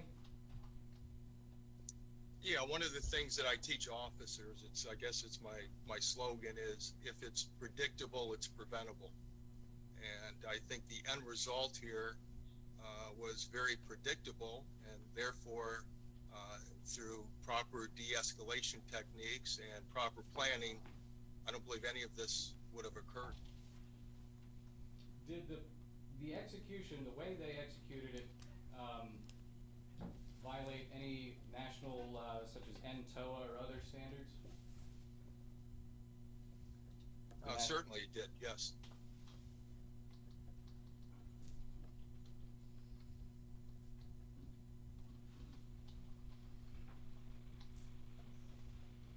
How could the deputies have engaged with Mr. Waite in a safer way? There's a number of ways that they could have. I think the most obvious way is that, again, when you evaluate what the crime that he was being arrested for, there wasn't a sense of urgency. It wasn't, there was no indication that he was going to destroy evidence, because I came to that conclusion because there was not a search warrant, or at least I didn't see a search warrant to search for a tape recorder. I believe, so there was no sense of urgency that he was going to destroy evidence, and there would have, in my opinion, it could have easily been resolved by telling Mr. Waite over the telephone that they had a warrant for his arrest. There was some conversation from Mr. Waite about coming in with his attorney in the next couple of days. Oftentimes we contact a suspect's attorney and have them surrender him. All of those things would have been a way to de-escalate a situation that was predictably going to end in violence.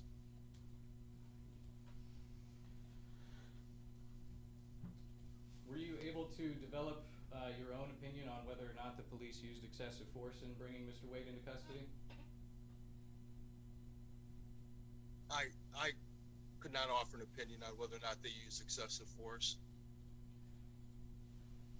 If you had seen a use of force review or body camera footage or photographs of Mr. Waite at the scene, would that have aided you in making that determination?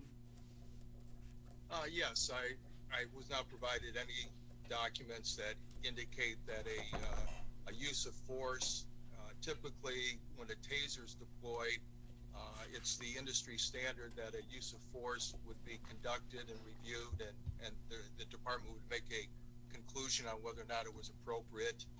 And the same thing with any physical force used on a suspect. In most agencies that I'm familiar with, they would require a use of force review for each blow that occurred during the confrontation with the suspect. Chief, let me move on to the next phase, the evidence gathering phase. When the deputies asked John Klaus to take photographs of officer injuries, did that comply with accepted police practices? Yes, it did. And did they, when they did not ask John Kloss to take photos of Mr. Wade, did that comply with national police practices or widely accepted police practices?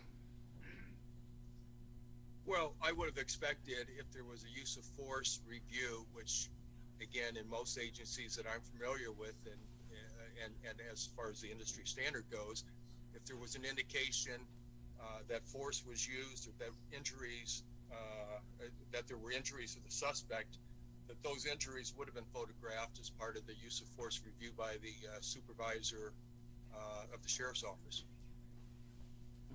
Is it, in your opinion, a violation of accepted police practices to fail to have documented Mr. Wade's injuries photographically? It would have been. Now, I think there was a statement in deposition that wasn't ever in any report or anywhere else that Detective Chenoweth had asked him, I asked him if he wanted EMS and he refused. Is that sufficient in police practices?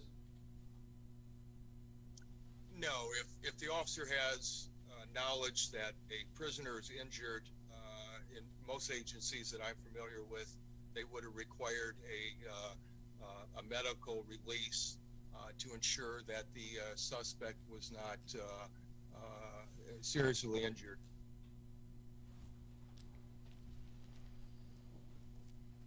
Let's go to the post-arrest and search warrant phase. You had already testified that, in your opinion, deputies omitted material facts from their application for the search warrant as well? I believe they did, yes. You've taught search warrant writing classes, haven't you? I have. Can you explain how the difference goes from what's acceptable and what happened is? From search warrant. Yes. One of the reasons why officers include their knowledge and their experience in the affidavit is because oftentimes, in my opinion, in the search warrants that I've been familiar with that I've presented to judges and to prosecutors, is that they rely on the expertise of the officer to assist them in determining whether or not a crime's been committed, or determining whether or not the facts of the case. And if you don't include all relevant information, perhaps not all of the details associated with the case, but certainly relevant information, it should have been contained in the affidavit so the judge can make an informed decision on whether or not he's going to grant that search warrant affidavit. So then, is it your opinion the search warrant affidavit failed to set forth all the facts from a police practices standpoint? I believe it did, yes. Chief, as a law enforcement officer and a chief of police of Fort Lauderdale, have you ever authorized a civilian to secretly record conversations? Just a point of clarification, I was not the chief of police in Fort Lauderdale. I retired as in the rank of captain in Fort Lauderdale. But to answer your question, yes, there were hundreds of times throughout my career in Fort Lauderdale that I authorized confidential informants, citizens to tape record conversations, yes. And it's been a standard in police practices to authorize those conversations to be recorded by civilians? I'm going to object relevance, Judge. This is a case where there's specific no authorization to record. You can authorize anybody to record, so I don't know why we're going down this line of questioning. Oh, there was several instances where law enforcement authorized Michael Wade to record. Not on the charged conduct.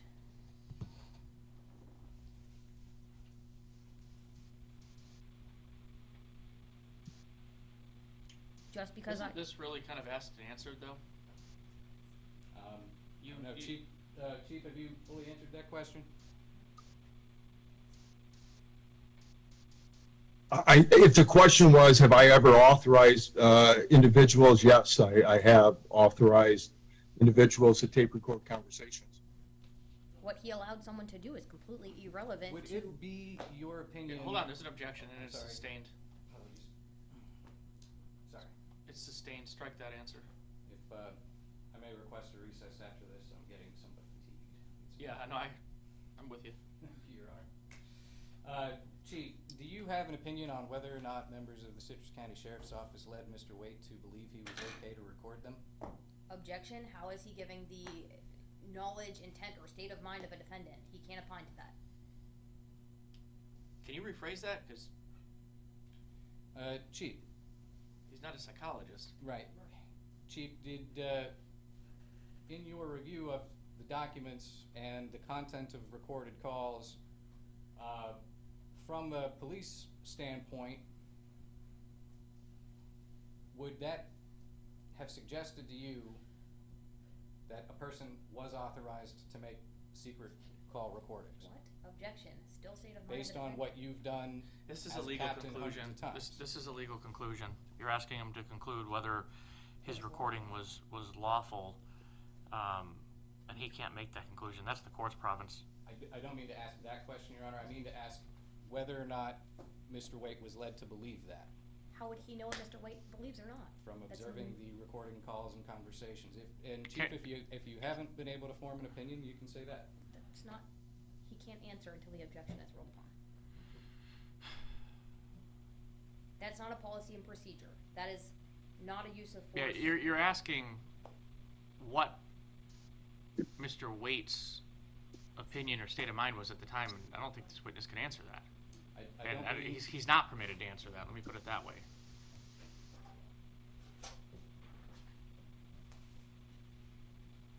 Chief, thank you for your time. All right, Cross. Well, before I go into all of that, Your Honor, I'd ask that you make a ruling because I'm still, that was all a proffer and I'm arguing whether this was relevant. So to me, he should be stricken based on relevancy before I even bother to go into a cross based on a proffer. You Well, already granted that motion. Hold on, I'm gonna put you in a waiting room, sir.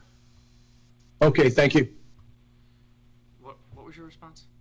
You already granted that motion that she's bringing up again. Yeah, that's why it's a strike him? proffer. He's proffering this. The issue that really comes out of the testimony is, I think you're trying to establish that they weren't acting in a lawful duty because, based on your allegations, there were things missing from the search warrant. I just simply do not find that.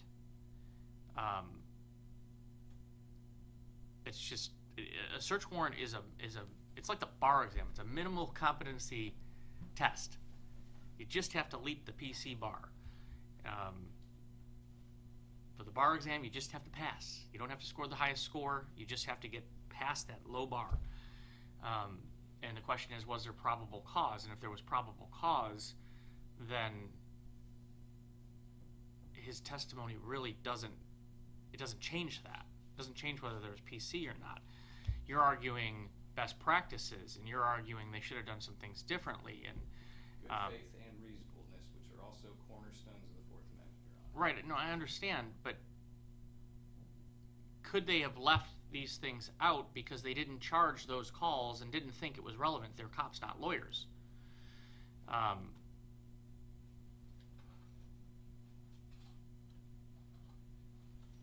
So my ruling stands. I don't believe anything he has to offer can assist the court from an expert capacity. He's reviewed what I think is already mentioned in your motion, that certain things were left out, neglected, intentionally, otherwise I'm not sure, from the PC affidavit. But the fact of the matter is, the question is there PC? And there's PC for the issuance of the warrant. Then your next issue goes to how they went about conducting the arrest. And judge, for that, I would state Pitts v. State, which the first DCA found that a policy and procedure is not admissible in a criminal court because that goes to negligence, which is the civil standard. I know. civil standard. And Your Honor, I haven't reviewed that case, so I apologize. I can't comment on it. and that's part of why I was alluding to the civil comment I made earlier. It's that would be an issue for a civil case. I've seen that many times.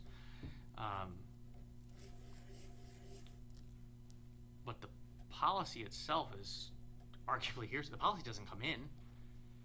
It doesn't matter if they violated the policy, because that doesn't, even if they violated the policy in the criminal case, it doesn't take them outside the realm of acting within their legal scope.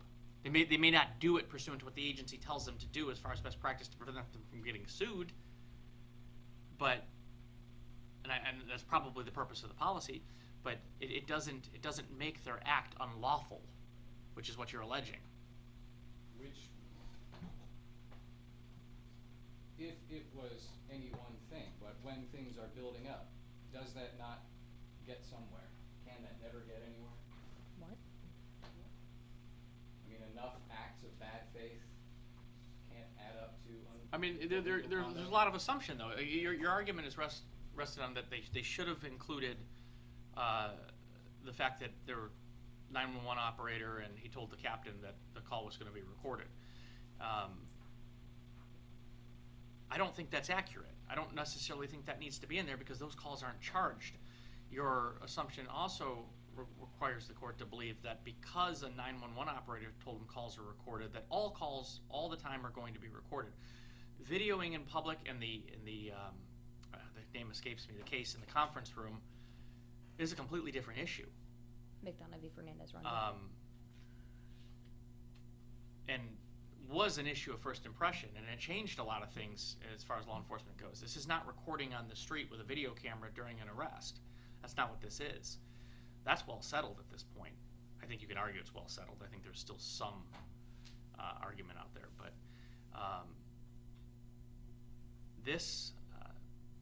the other instance is whether they should have used SWAT or not. In effect, what you're doing is you're accusing them of not using more force, but at the same time, you're saying that you're using too much force. They should have had SWAT, which is clearly more force. The best of the best, the trained operators, as he referred to them. He's not. But then you're accusing them of violating his due process by not bringing the SWAT team, which was more force than they used. They brought, what, 5, 6 individuals? Right?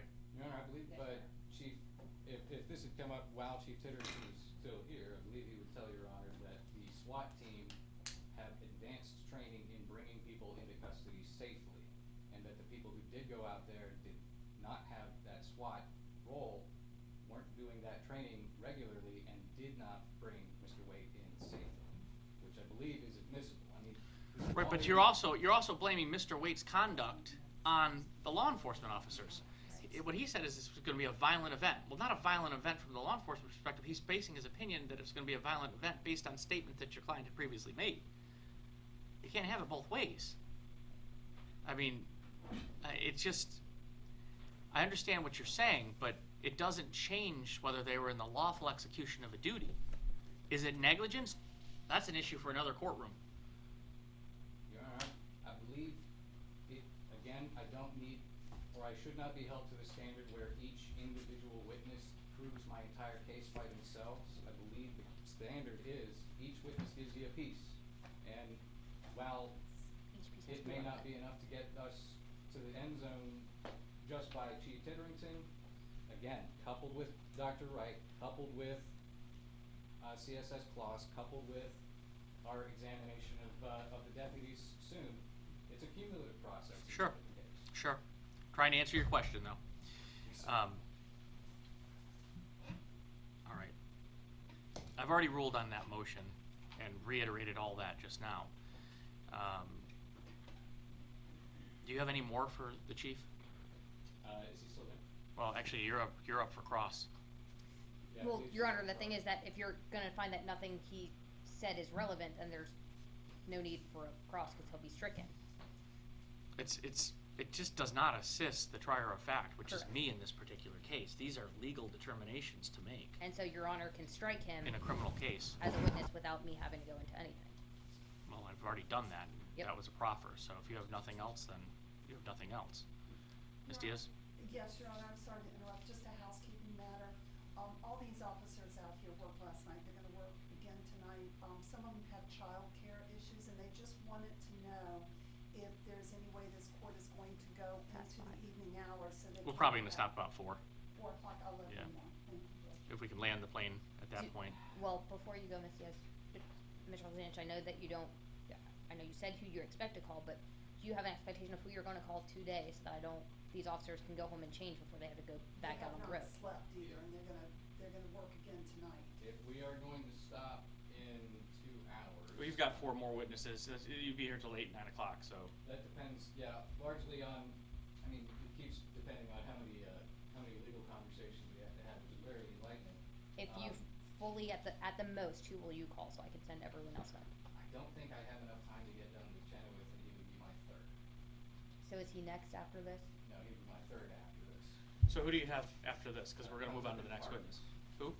Cutliff and Farkas. Detective Cutler and investigator. And you think you can do that in 2 hours or less for those two? So then we can let So everyone release, else go for the day? release the others, and I'm fine with we need to that. schedule another 4 hours. Your Honor, I think I was expecting to get this far in the morning. Yeah, that didn't happen though. Yeah. I've got a lot more questions. Well, let me see if I have another 4-hour block. I think we need another 8-hour block. For legal arguments alone, we need another extra 4 hours.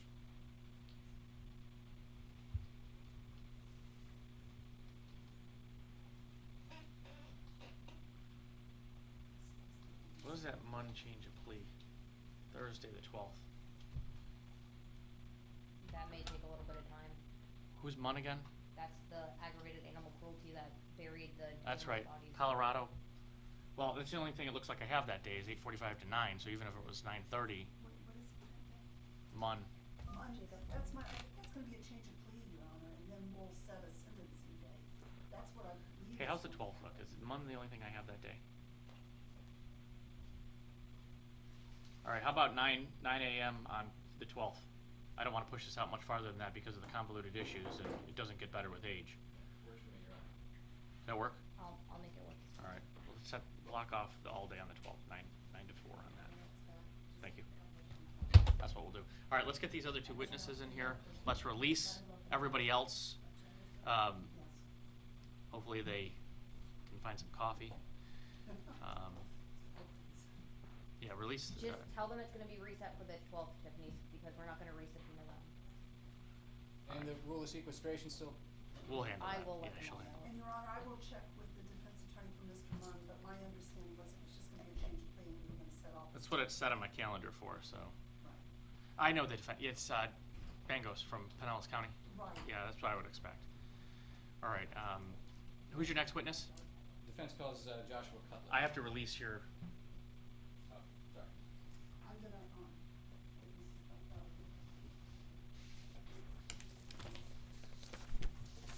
all right, Chief, you're all set. We thank you for your time and testimony. Thank you, sir. All right, take care.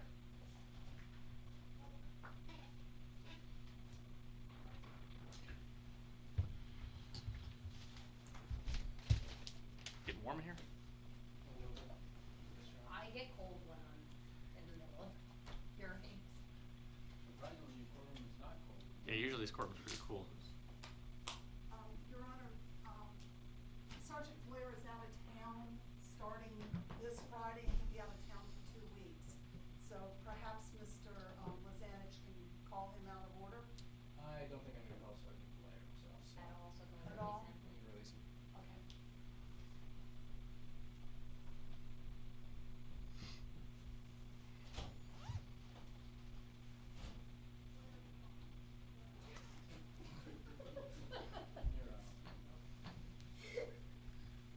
Watch somebody else walk in and ask. Yeah.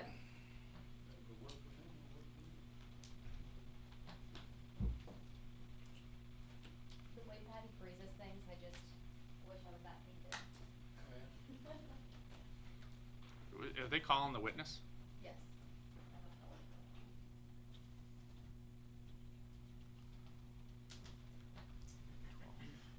And Your Honor, once we release Mr. Titterington, if I can have the screen back. I already did. Oh, These folks on Zoom, are you gonna call either one of them today, Greg or Lisa Gale? I don't know who they are. Are these state witnesses? Who else is on Zoom? Greg DeClue and Lisa Gale, it says. Oh, Greg DeClue is a rebuttal witness. We're not gonna get to him today, so if we can pull him in, I'll tell him. We'll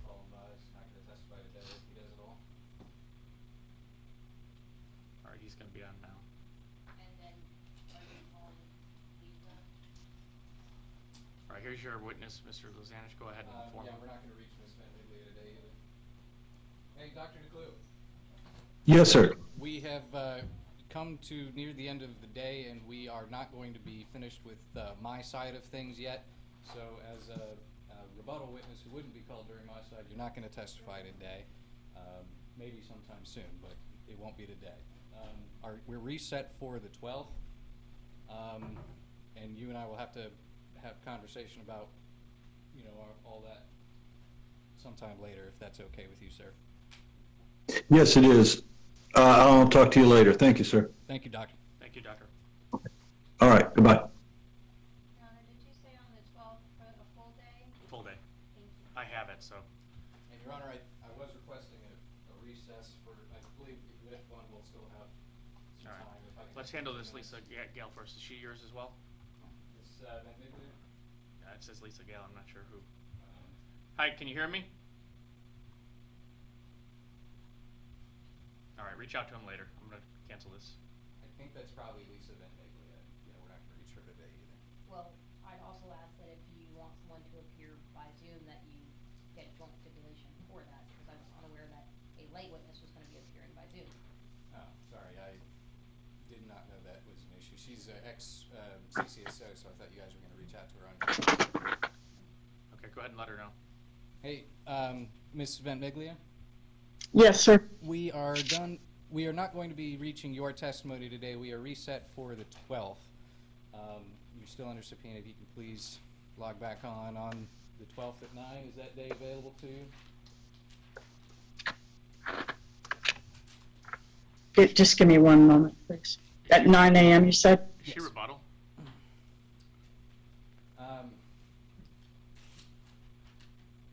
Potentially, Your Honor. You may tell her to log on at 10 instead of 9. Actually, yeah, you can log on at 10 instead of 9.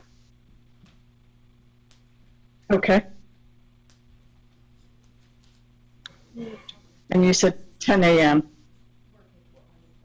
Correct. On January 12th. Okay. So January 12th at 10 a.m. Thank you. All right, so am I dismissed at this time? Your subpoena's held over until January 12th. You're dismissed at this time. Thank you. Thank you, sir. Thank you, ma'am. We're gonna take a 2-minute break, but. All right, take 10. 15? All right. Quarter 10. recess for 10 minutes.